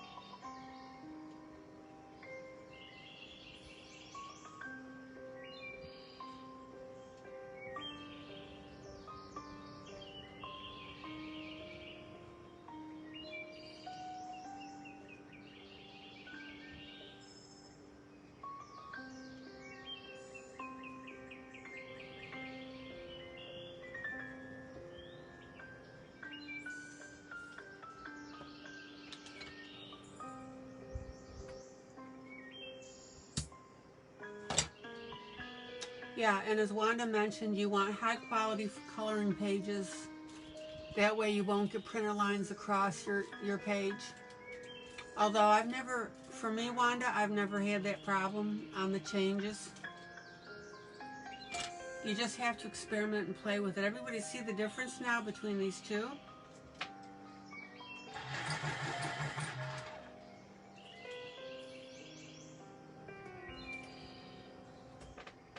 Zoom in. And now I'm going to go ahead and use my storm gray.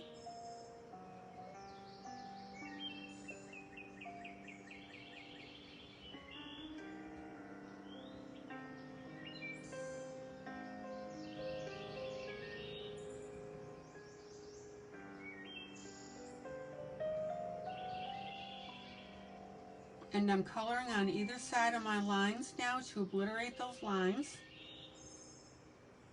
And that's going to make this look like it was just purely done with pencil and not hit no guidelines.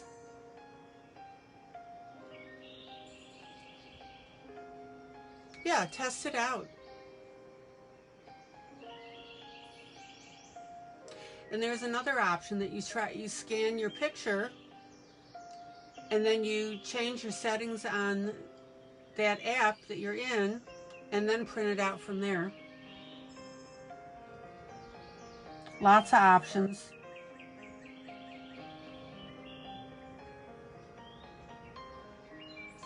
Thank you, Wanda, for that heads up.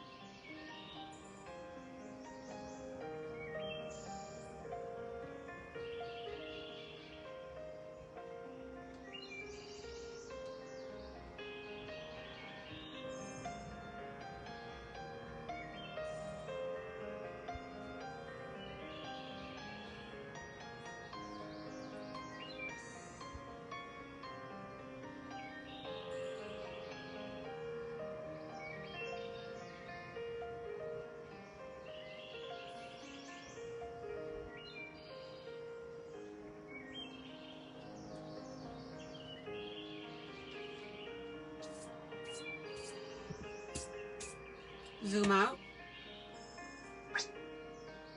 So Wanda said I had to have some some pictures printed out at a local printer today. Since my printer is acting up, it only cost me 20 cents per copy on cardstock. There you go.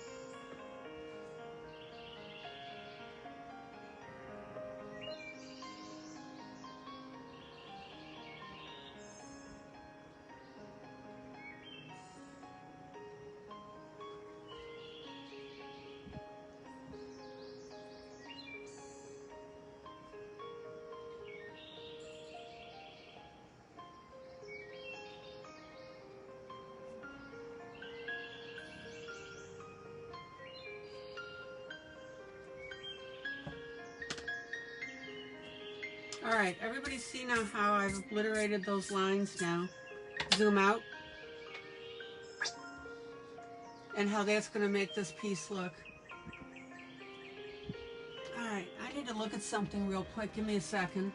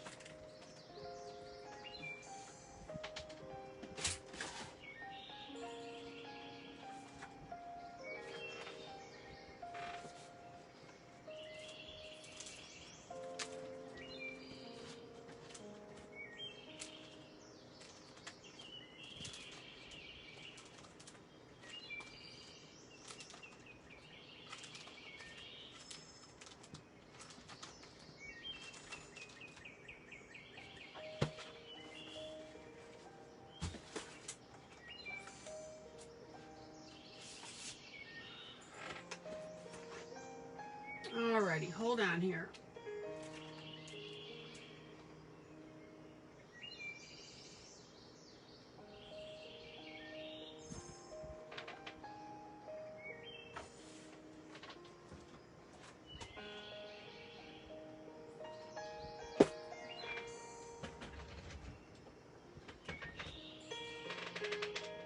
Okay, anybody have any questions? Hello, Jean. Delighted to see you, sweetie.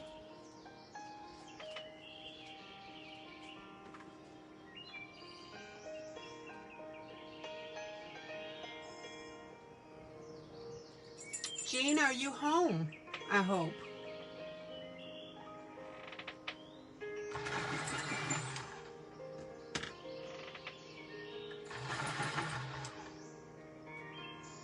Okay, I'm going to use my master color. Yay, you're home. 406.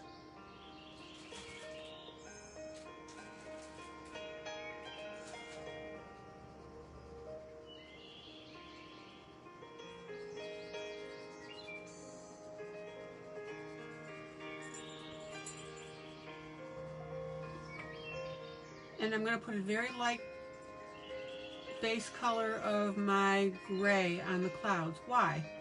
Storm clouds, right?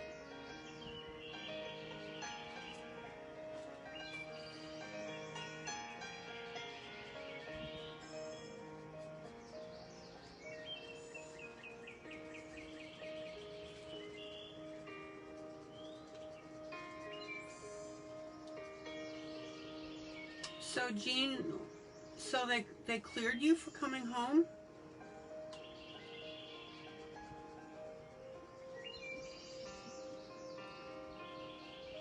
Zoom in.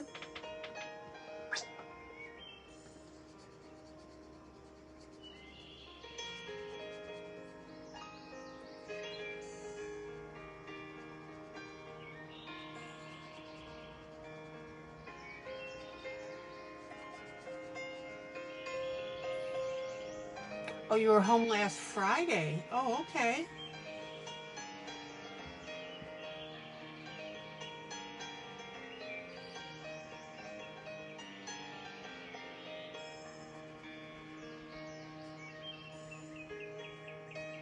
Did they tell you how long it would be before it healed?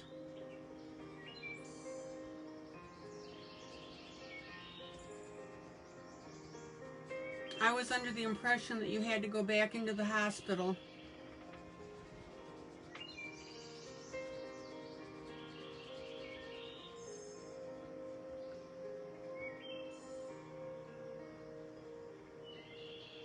Hello, Kathy.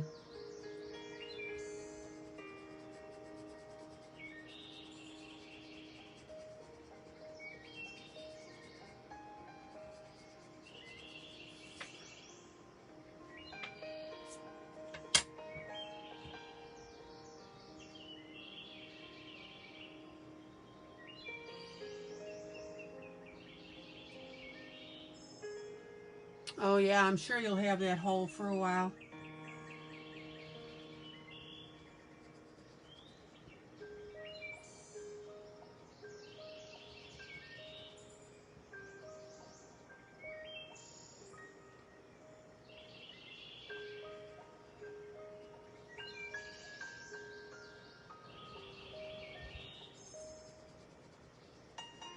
Okay, so I'm bringing my base color in now for gray.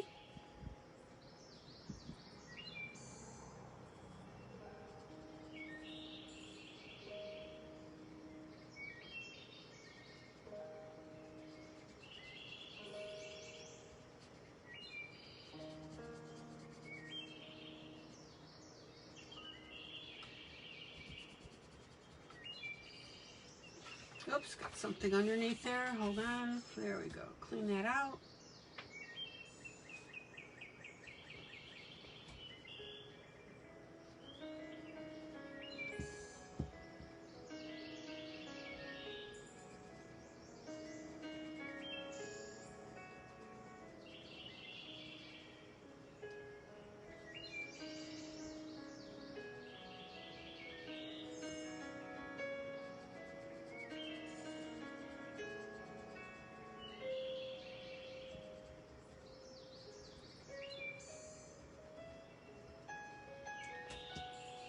Zoom out.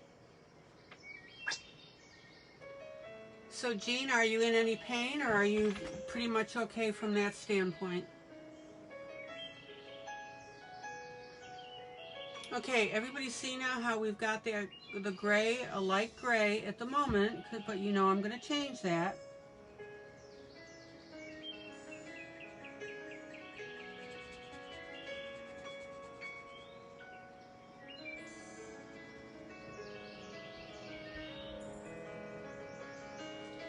To show up my storm, zoom in, zoom in.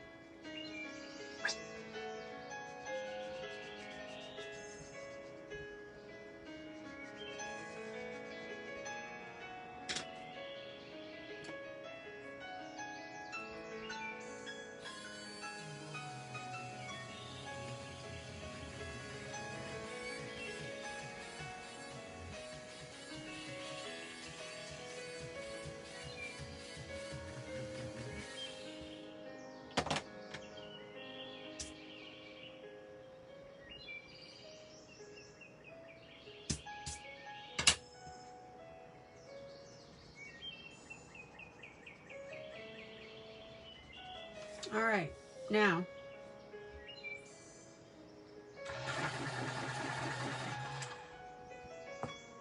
so the meds are giving you a headache and your leg is hurting. Oh, I'm so sorry. Please report that to your doctor.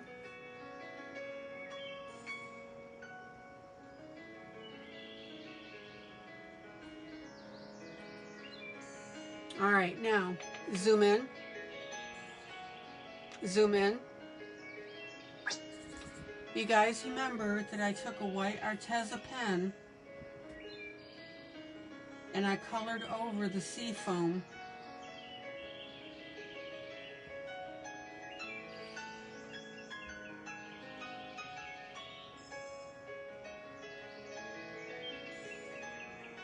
And what I'm doing now, up to a point here,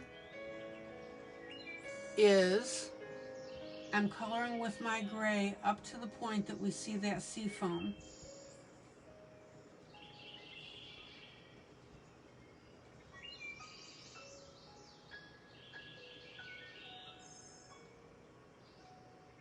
So I'm coloring in between where I obliterated that with my Arteza because I didn't want those black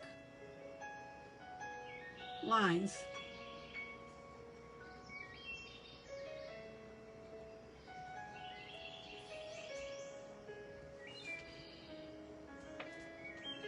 Hello, Paige. We got everybody popping in tonight.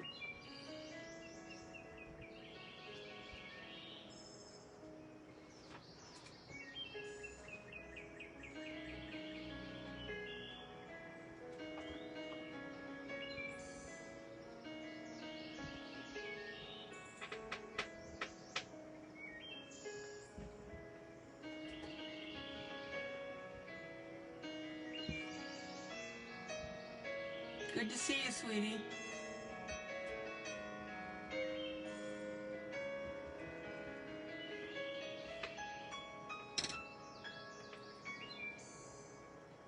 Okay, now I'm going to take my Arteza, and on the top foam bubbles, which you can see, I'm now going to go back and I'm going to fill those in.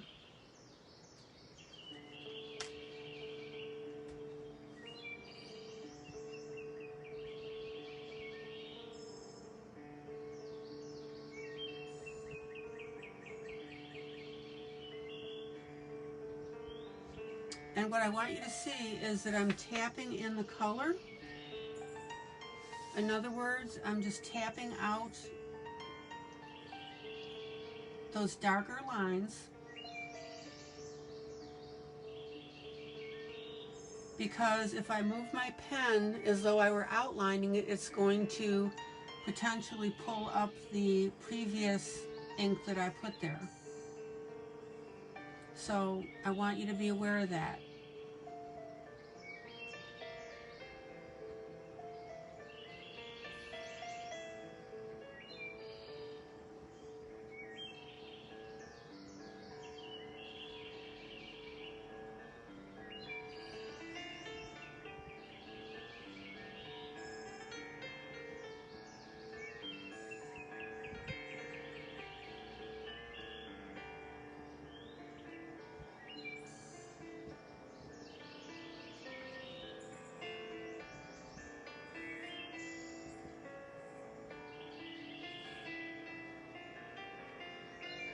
Now you've got to be very patient with your Arteza pen, because you've got to let that dry the right amount of time. Okay, do you see how you're starting to see now that sea foam?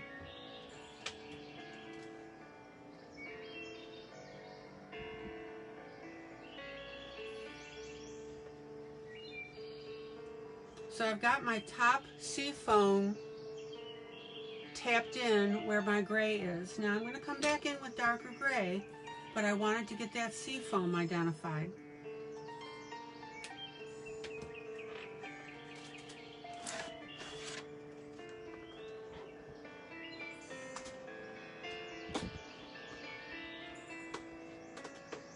And then what I'm going to do is take a very light blue eyeshadow, very, very pale blue,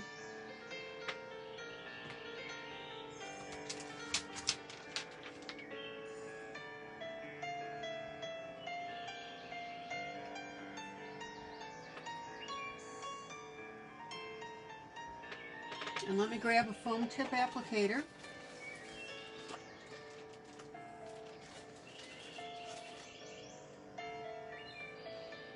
So this is my blue that I'm going to use right here, this light blue here.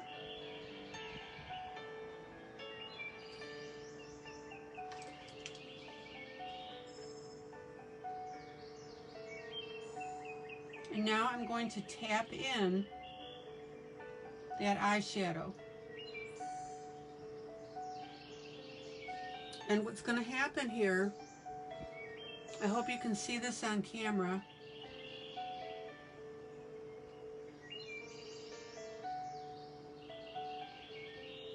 is that my eyeshadow now is landing where my paper is and just barely on my white Arteza.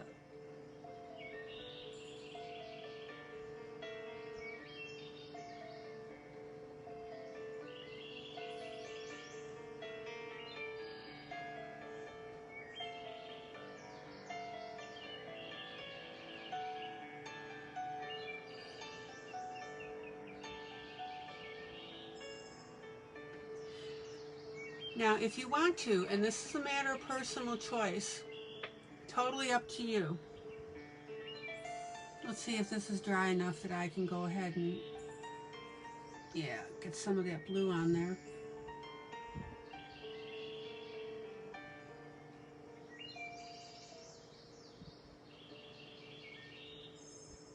If you want to, you can go ahead and put your eyeshadow on first, which is your light blue, and then put your white foam line on Arteza on top of that.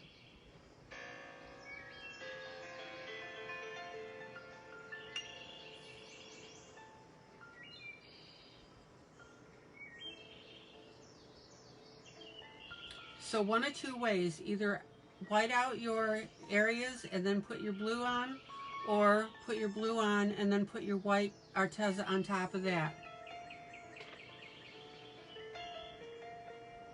Your choice. So let me do this other side.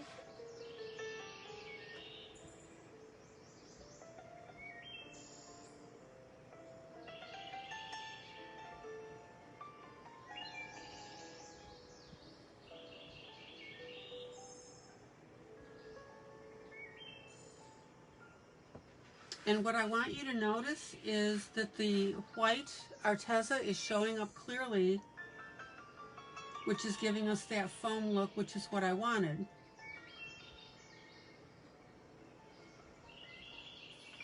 So it's okay for that white to show up. We want that.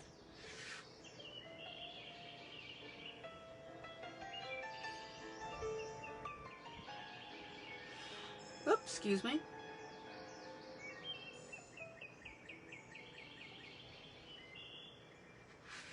And I'm going to take just a slightly darker blue and pop in a little bit of that.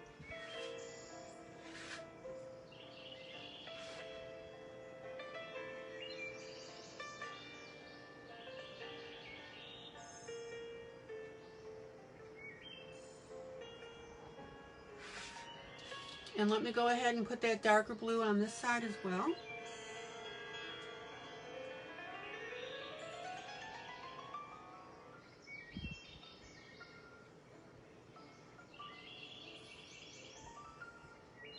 And look how cool that looks. Now, I gotta go back here where my finger is because I have that white foam here.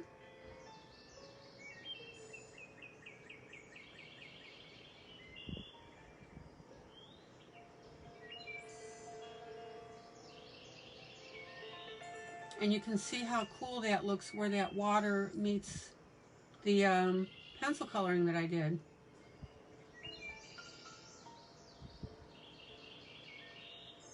Zoom out. Everybody see how that looks. Zoom out.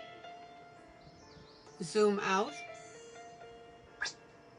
So in this case, you want that white Arteza to show up because that's what makes your foam look.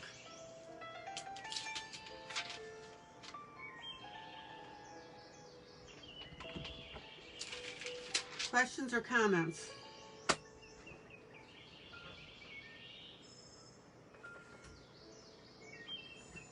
All right, let me tuck away my chalks.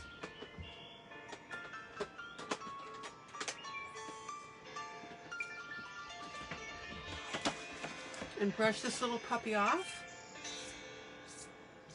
And we got ourselves a tiger to look at. Zoom out. Zoom out. So you can see now how we've got a really cool look with that white foam and the lighter blue, but the white is what's making it, and our dark water underneath, our dark angry water.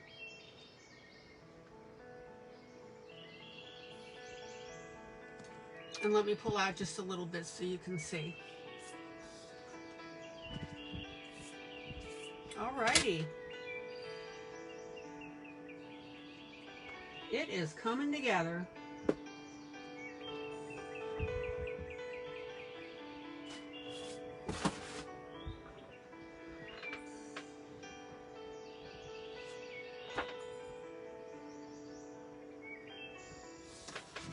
Tiger. PLANTIMALS. PLANTIMALS. Having a lot of fun with this little guy. Let me grab some more water.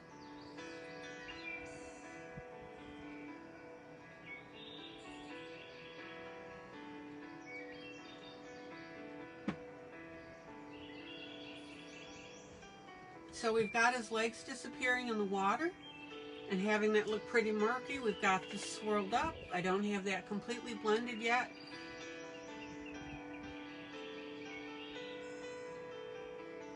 And I've got a little bit of orange left to do on his ears.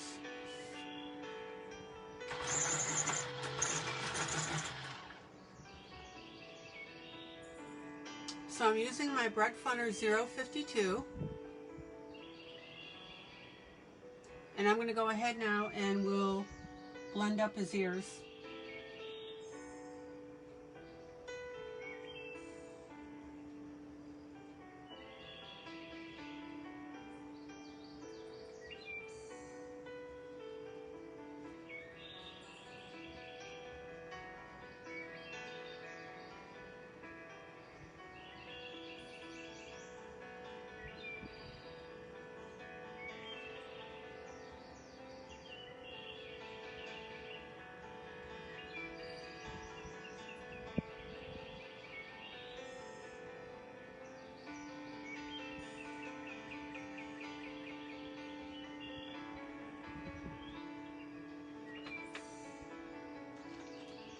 Now, if you look at the picture that I'm working off of here, you can see that that orange goes a certain distance, and then we've got a lighter color, and then we've got some black working in on there. So I'm going to work in that black as well.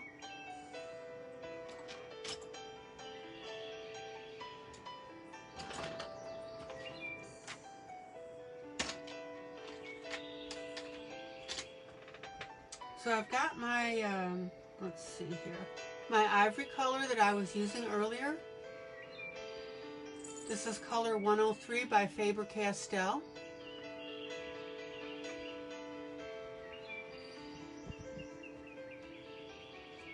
Zoom in. Zoom in. Zoom in. And notice now how I'm using that lighter color, and I'm going to blend that orange in.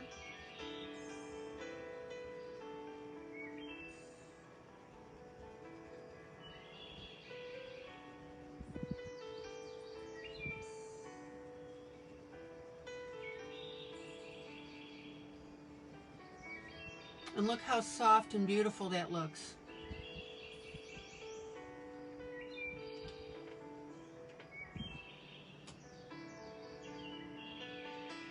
Got a little spot there here.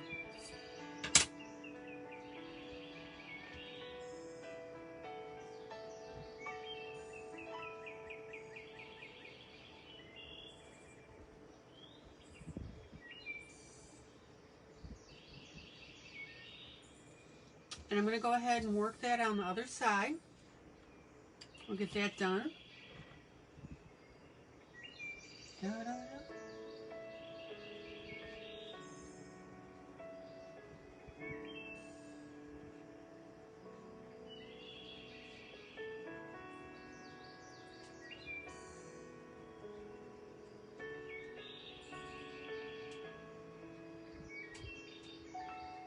Now, what I want you to notice again is I'm not necessarily following the pattern that the author has put in, and that's perfectly okay. We talked about that with Millie Marotta stuff.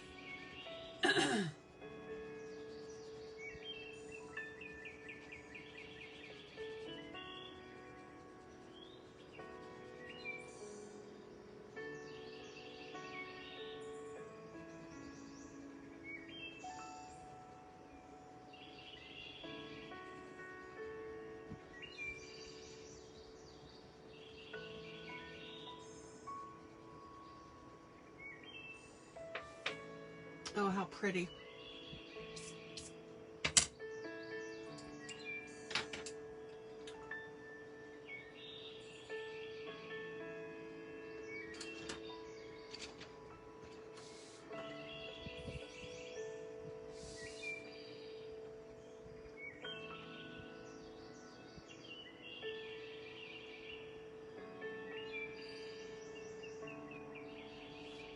Now I'm going to introduce a little bit of black to the ear, and I'm going to start out with my darker gray.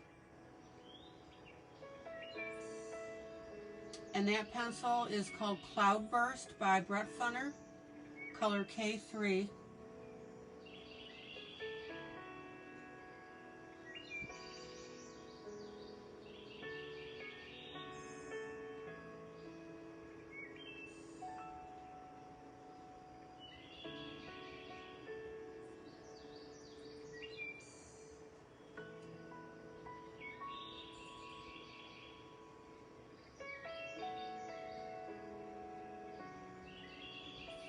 And the reason that I'm starting with my gray here, as you'll see in a moment, is because I don't want my black to be a harsh black.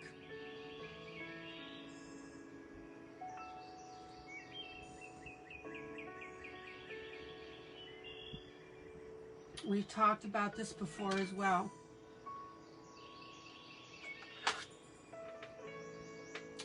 So I have my Arteza Ash Black A153.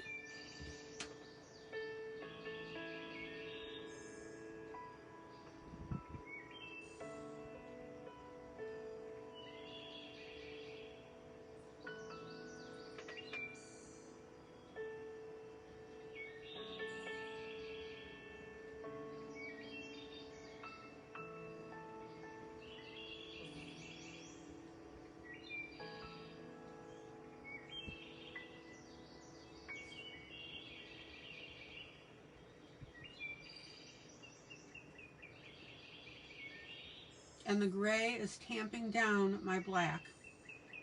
Now, I do want, however, black on there. So I'm going to take my ink pen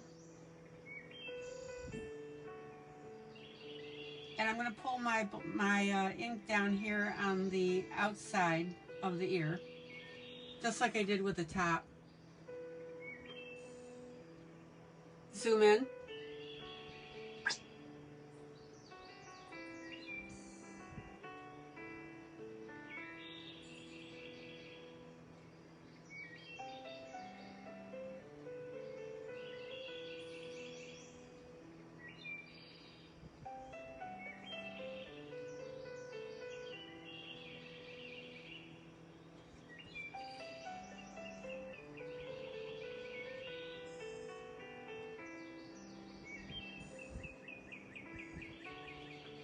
And that black now will dry to not quite as shiny as it's showing up at the moment. That's just the wet ink.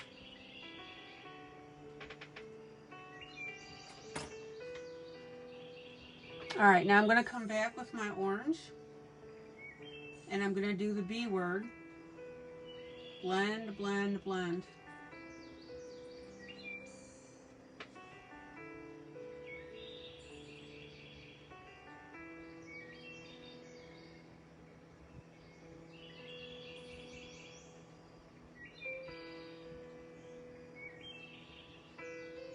And we'll get a nice transition between the two.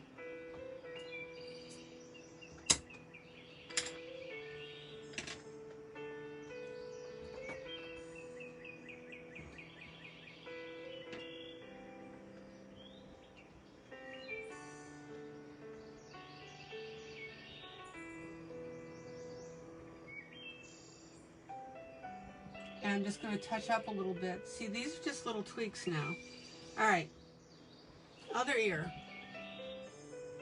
Ash Black, Arteza A153.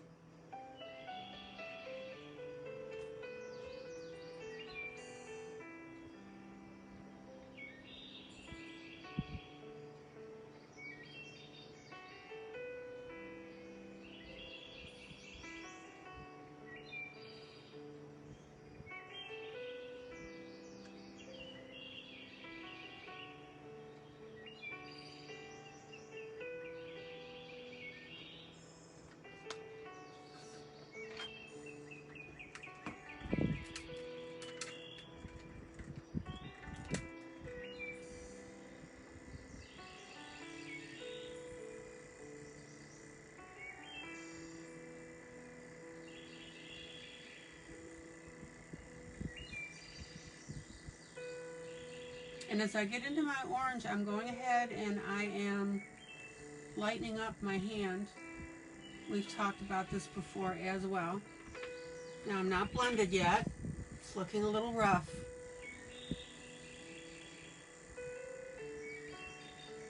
So we'll come back with this orange.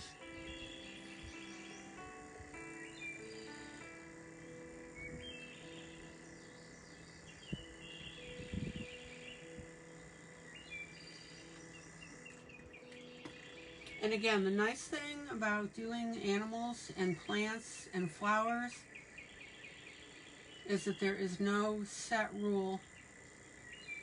So if your color on, for example, the one ear is slightly different than the color on the other, not an issue, guys.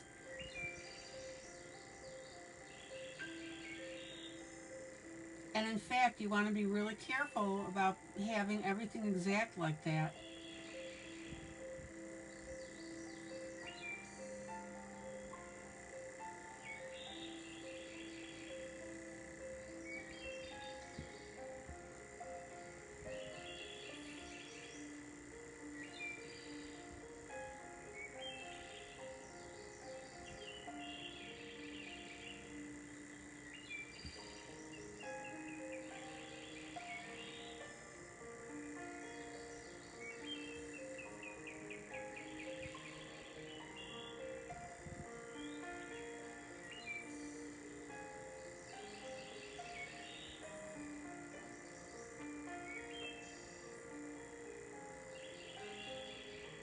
And notice how with my black pen, I'm just using my little taps to make little dashed lines to make that look like our fur, right? I'm not just coloring up and down.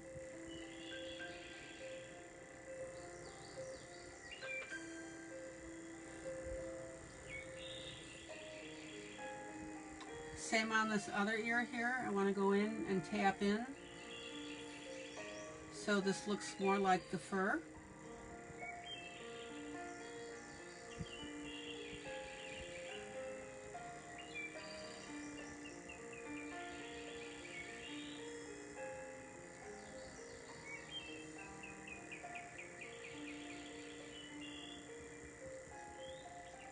There you go. Zoom out.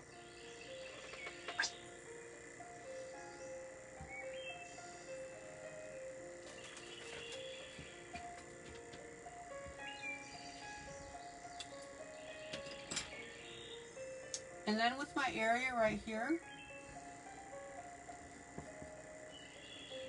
between my gray and my lighter color, I'm going to go ahead and just blend that a little bit.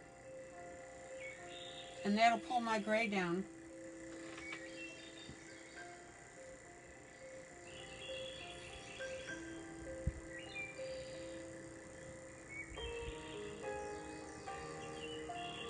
And watch out for your black ink so you don't get a little smudge like I just did.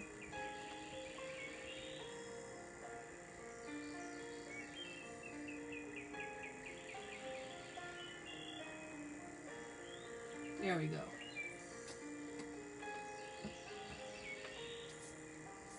Zoom out.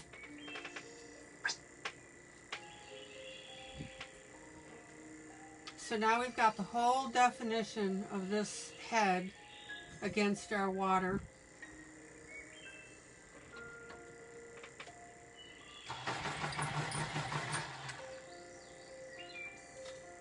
And that's exactly how I wanted this to look. Let me go ahead and get this other area right here.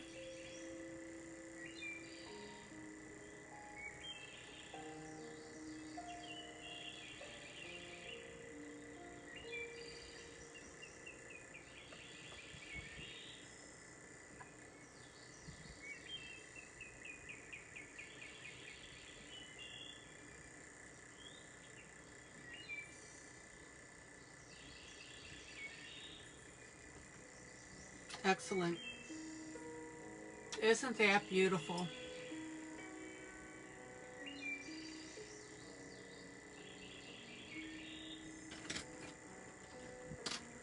Okay.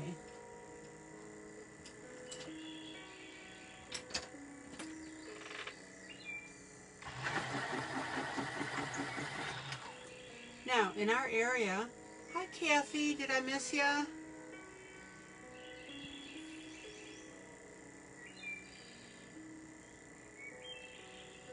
Zoom in. Zoom in. Now I'm going to touch up these little fur whiskers with a little bit of gray as I get into the water.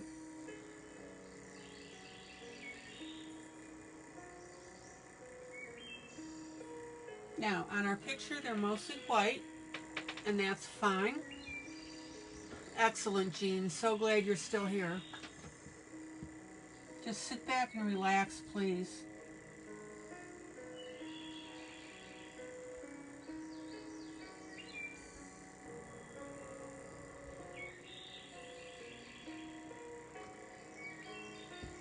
And what I want you to notice, zoom in. Zoom in. Zoom in. That always makes me laugh when I tell it to do that, to zoom in, and it goes out. Okay, I want you to notice that I'm taking my gray pencil and I'm adding a little bit of extra fur distance to the tips into the water.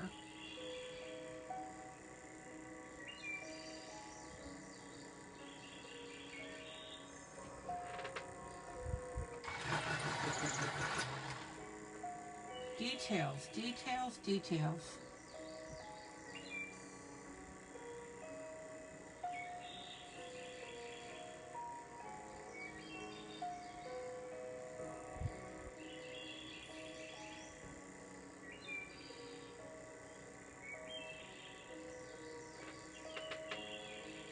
And what I also want you to notice is I'm going to take this gray and I'm going to accentuate the whiskers. I've done a lot of blending over them, so we've lost their impact. I'm basically done with this area with the blue, so I'm not worried about having to fix it again.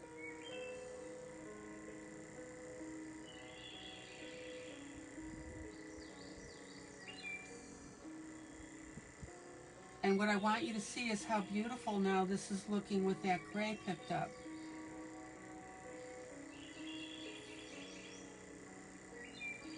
Please do not forget things like this, guys. It makes a difference.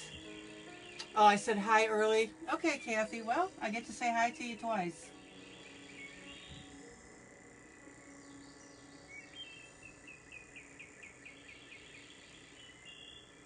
What can I say? I'm a super friendly person, right?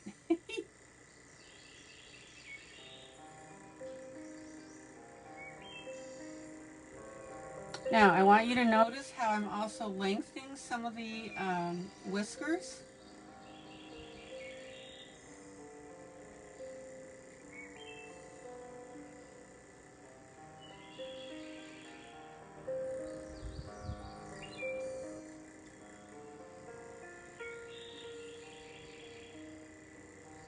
And this is where it's really important that you keep turning your pencils as you color.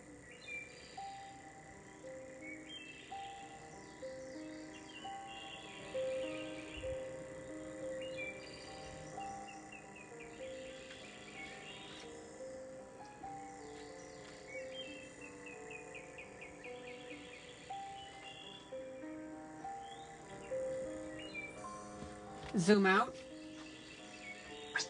Everybody see the difference now between the whiskers, between the area that I enhanced and the area that is still murky? Please, please do not forget details like this, guys. It's important. Paige says, yes, you are.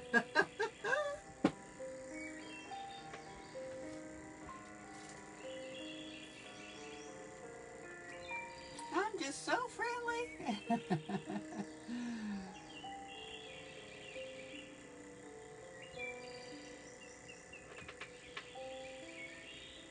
I'm going to leave this view out here so you can see how this enhances.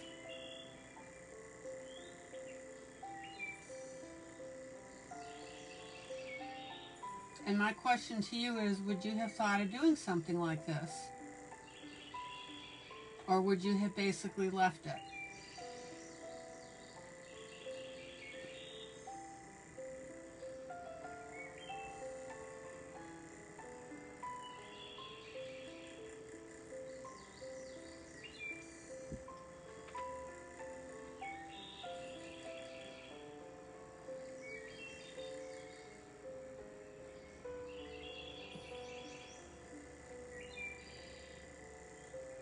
Let's see here.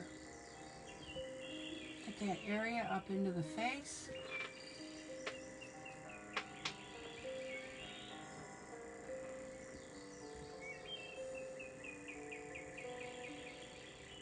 And again, notice how I'm lengthening some of these whiskers. Okay, Rhonda says no.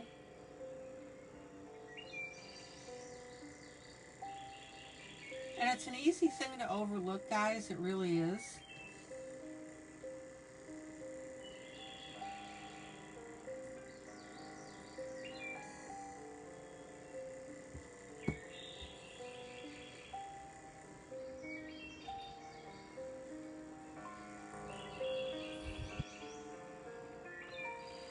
But wow, what a difference.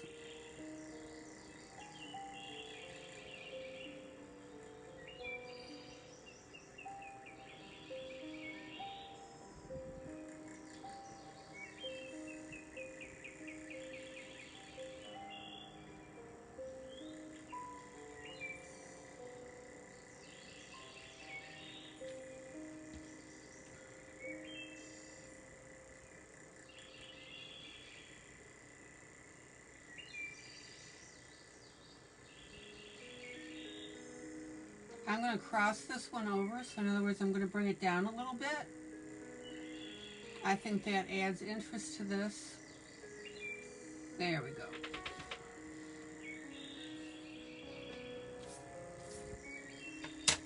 Zoom out.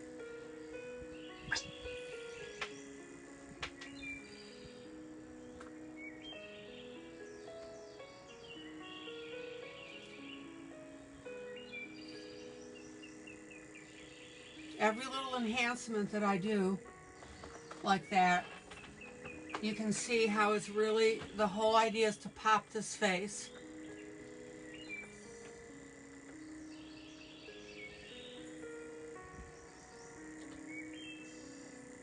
All right.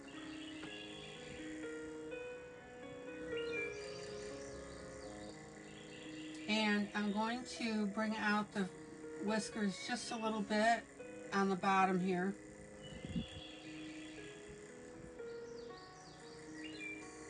As well.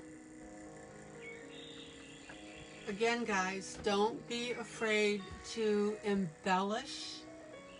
That means add stuff, and enhance. That means to things like this, to go ahead and not only color the length, but maybe take it out a little further.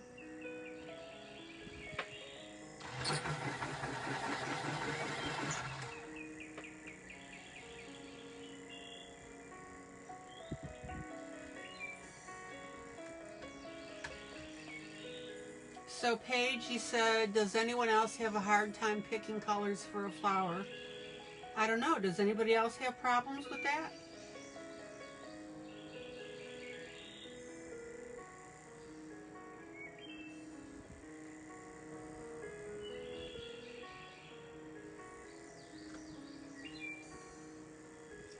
So Kathy says, whenever I'm coloring, I hear your voice. Remember to tint to build your colors. Don't sweat the small stuff. And remember the little details. Thank you so much. You're welcome. I have a lot of people tell me that they hear my voice when they're coloring.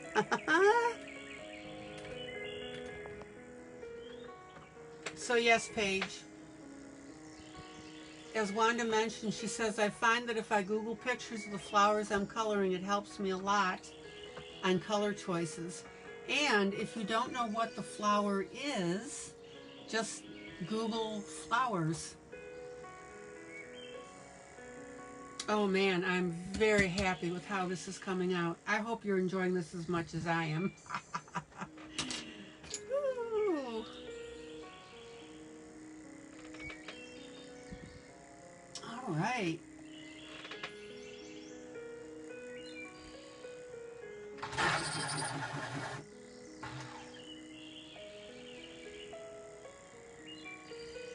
So I want to go ahead and get some of these flowers done. Well, especially this leaf right by his face.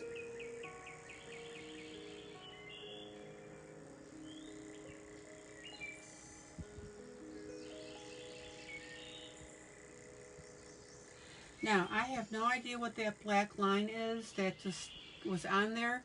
This is a Brett Funner 130. Again, this is not part of my 520. This is my original set, so it just says Brett Funner 130. Thank you, Wanda.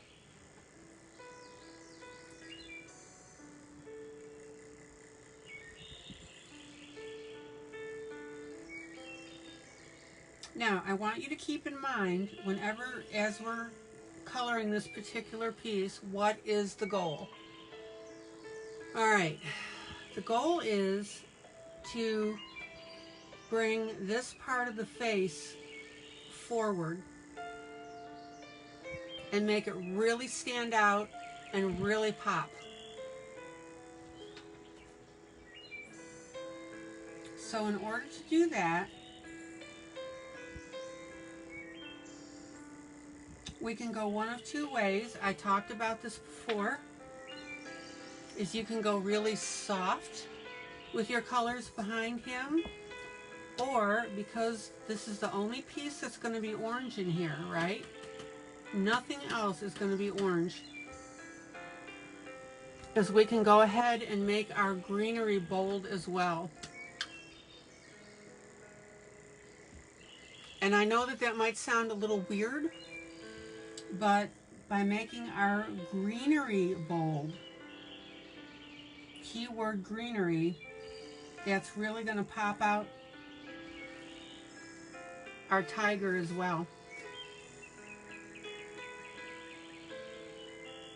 Zoom in.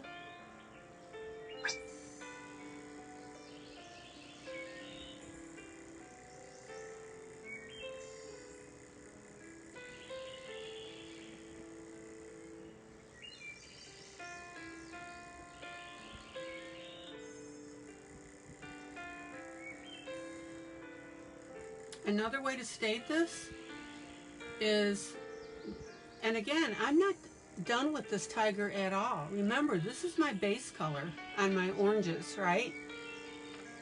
So if you think that it's going to be left like this, you're sorely mistaken. That's just my colors to start with.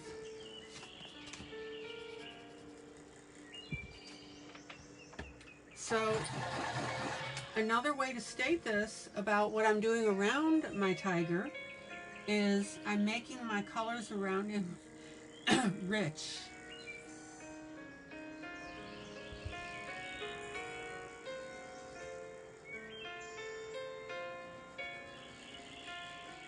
And just remember that once you commit one way or the other, I'm going to get you. I'm gonna get you.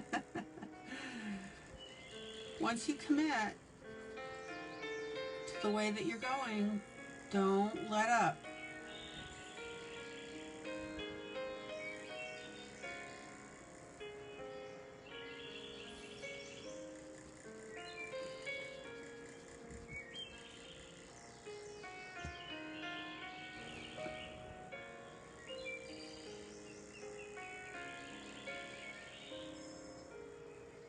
So our 2 words for tonight are blending well, 3 words: blending, bold, and rich. And rich, not enrich, and rich.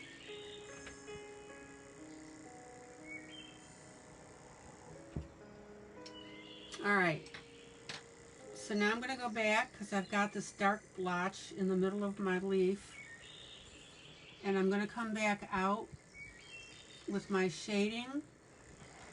This is my original color, my 130.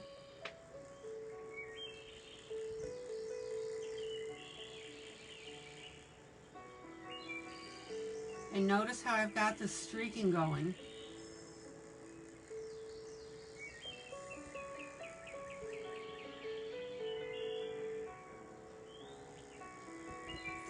And the reason the streaking is going to look really cool, what else is streaked in the picture, guys? Somebody tell me.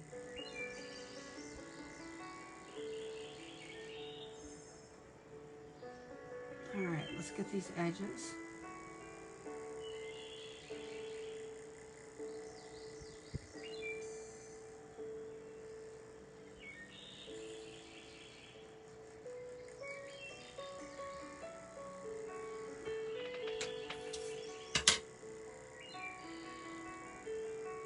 Oh, come on, somebody give me an answer. What else is streaked in the picture?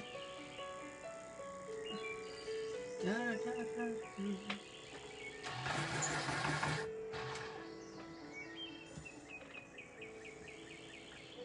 Somebody drop their pencils for a second. Give me that answer. All right, so I'm going to take my same green that I just used below.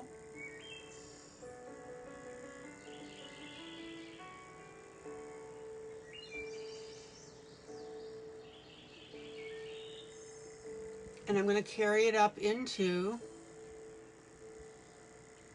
some of my other leaves.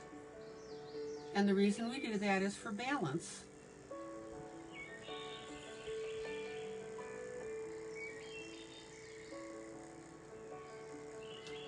Yes, the water is streaked, but what's the main streaked item? The tiger.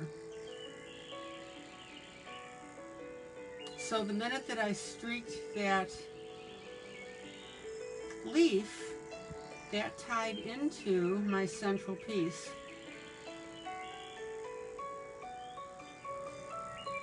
Okay, so base color here.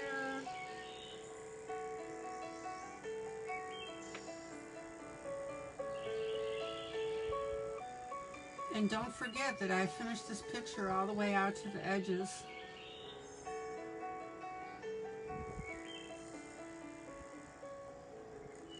All right. Zoom out.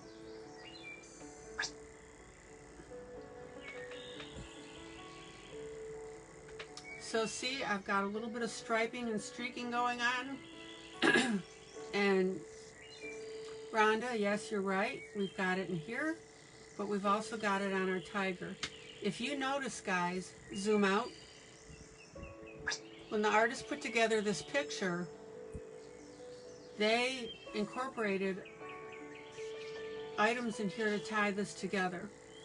So we've got the streaking on the back of the plants, we've got the streaking on the tiger, of course, and then the water. Okay.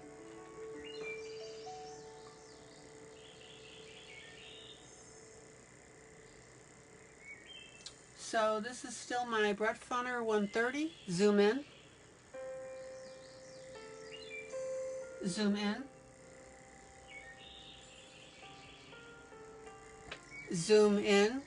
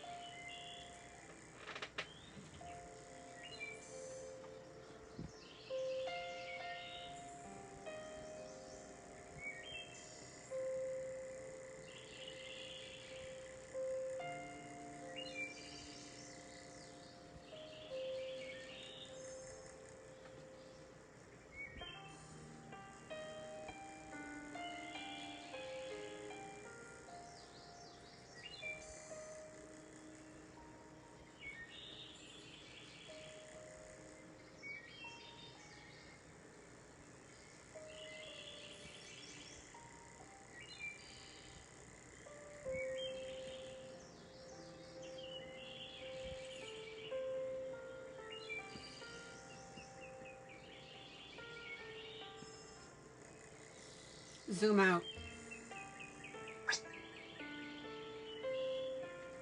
All right. Now, I didn't want to destroy the symmetry that I've got with my greenery on here. So I went ahead and added a little bit of the green on the side. Oh, let's see here.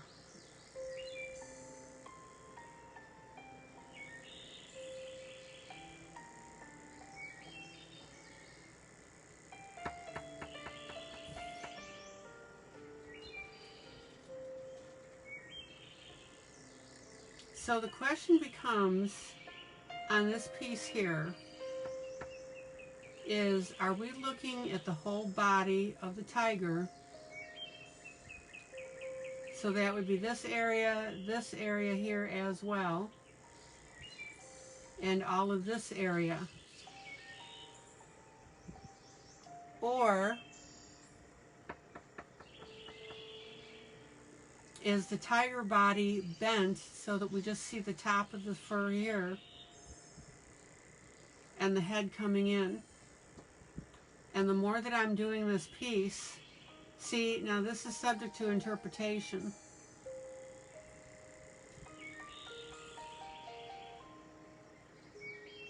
And if you ever run into a piece like this that you're not sure, so I'm starting to see now that this whole piece is this body of this tiger. Like I said, I started to interpret that it was the fur had stopped here. Yep, Wanda's saying that's the body. Okay.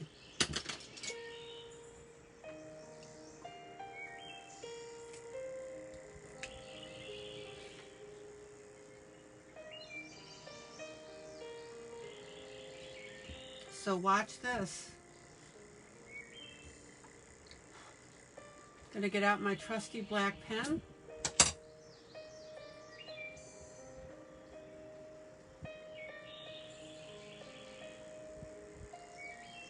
And I am going to go ahead and I'm going to extend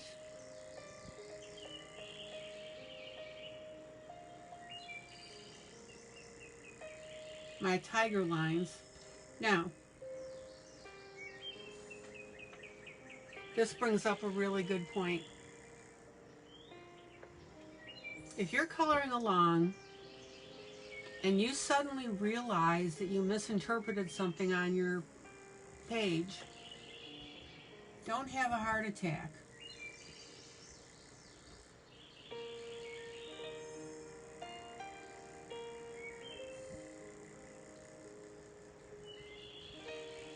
The person that's looking at your piece is not going to necessarily know that you misinterpreted the piece. So what I don't want to see you guys, let's say you're coloring this and you don't realize this whole thing is the body, and you color it like I was going to color it, with this being the high point of the back and then it going down with even with the leg here. That's okay. It's not the end of the world.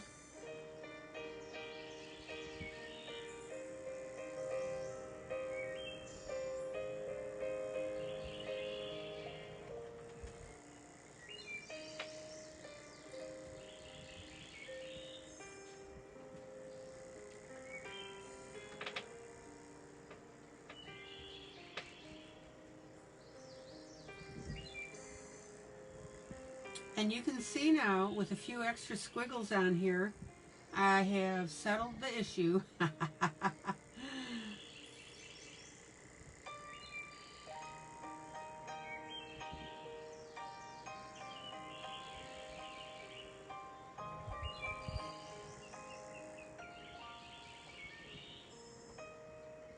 No biggie, guys.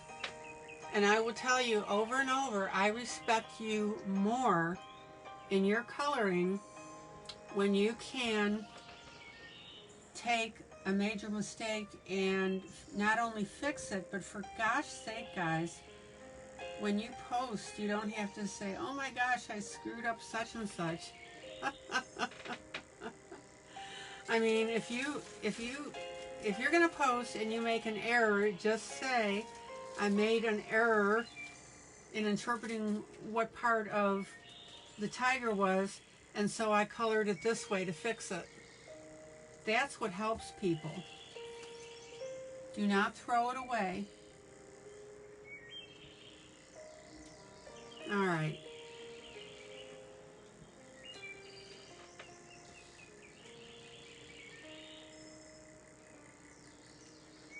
Zoom in.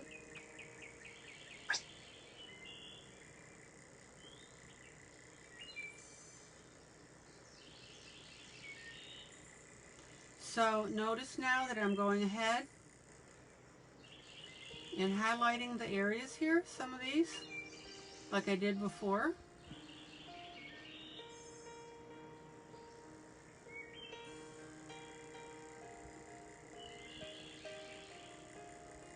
So is everybody on the same page with me? For gosh sake, if you make a boo-boo like that, work around it.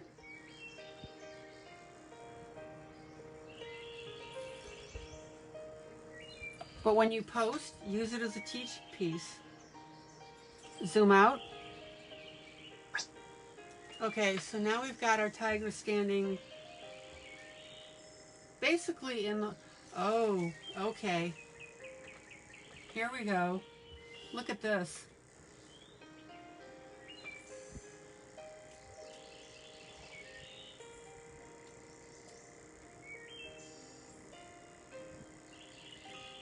So stay with me a few minutes if I run over.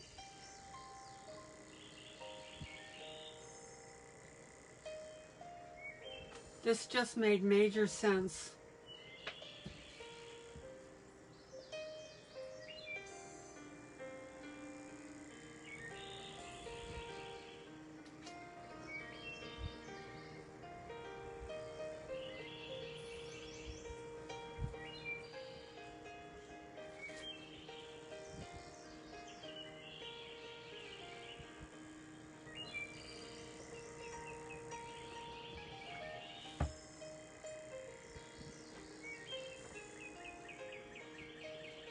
Yep, yep, yep.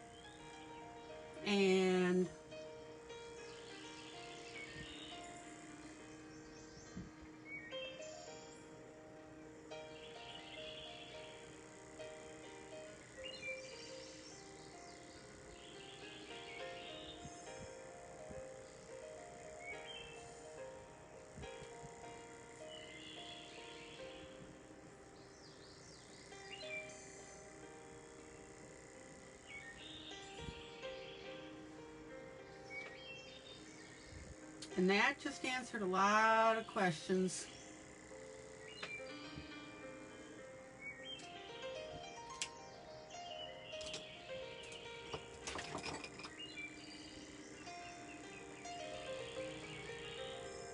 Okay. And this is going to make major sense in 2 minutes.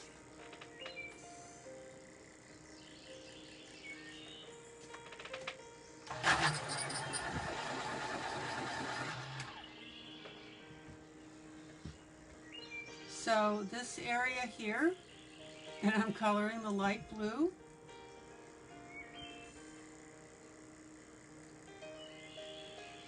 Zoom in.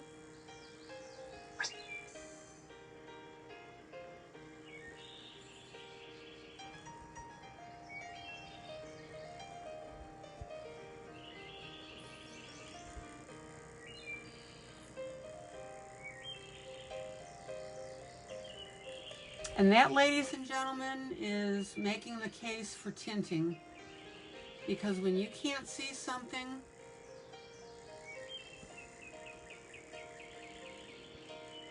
you need to start marking this stuff out so you can see what it is.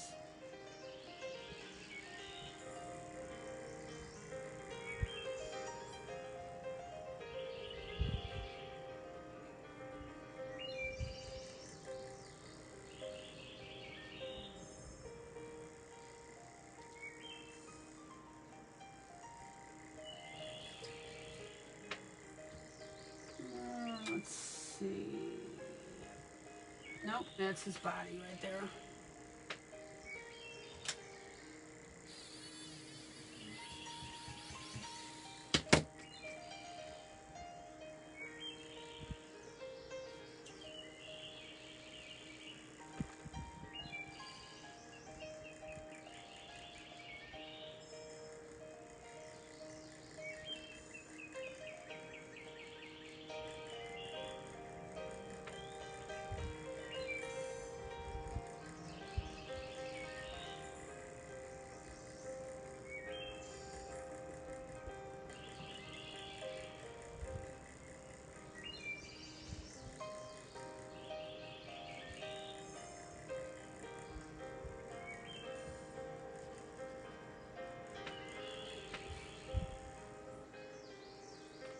What a difference.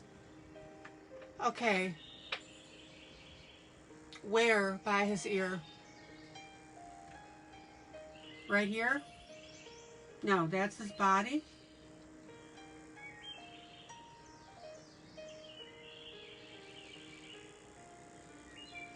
Wanda says she's pointing to it.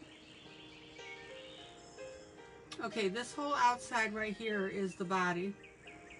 So this stuff over here is where we're getting some of the water. Okay, I got it. All right.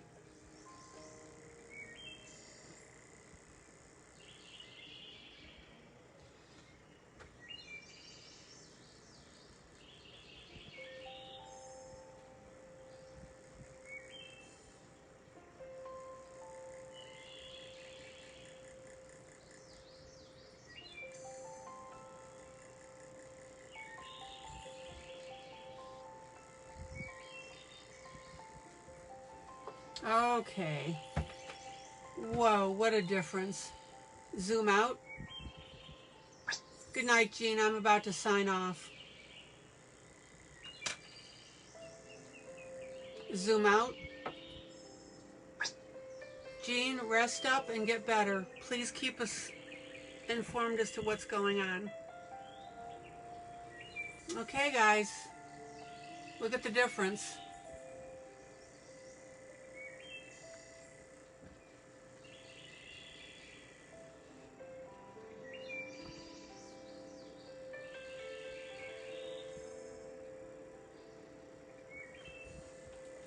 So now we've got this whole body coming up here. I went ahead and added the fur. I went ahead and tinted in the blue for the water. And now we've got a picture that makes a lot more sense. All right, guys, I'm so glad you could join me tonight.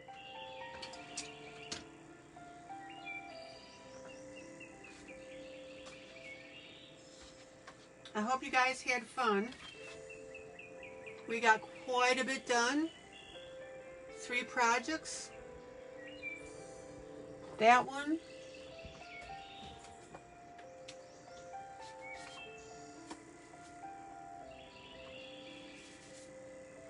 And I'll be coloring this one pretty soon too. This is the one out of Rhapsody in the Forest.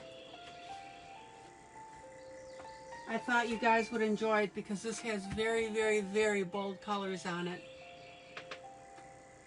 All right. I hope you got a good show for your money. I hope you learned something. Now you know how to do crashing waves. Now we know our tiger is standing in more water than we thought. I am a dork sometimes. No, I didn't see it until this upper left-hand corner. All right, guys. Love you. Take care. Thank you, everybody. Have a great rest of the evening. Stay safe. Stay dry. And I will see you tomorrow night. Same time, same place. Bye.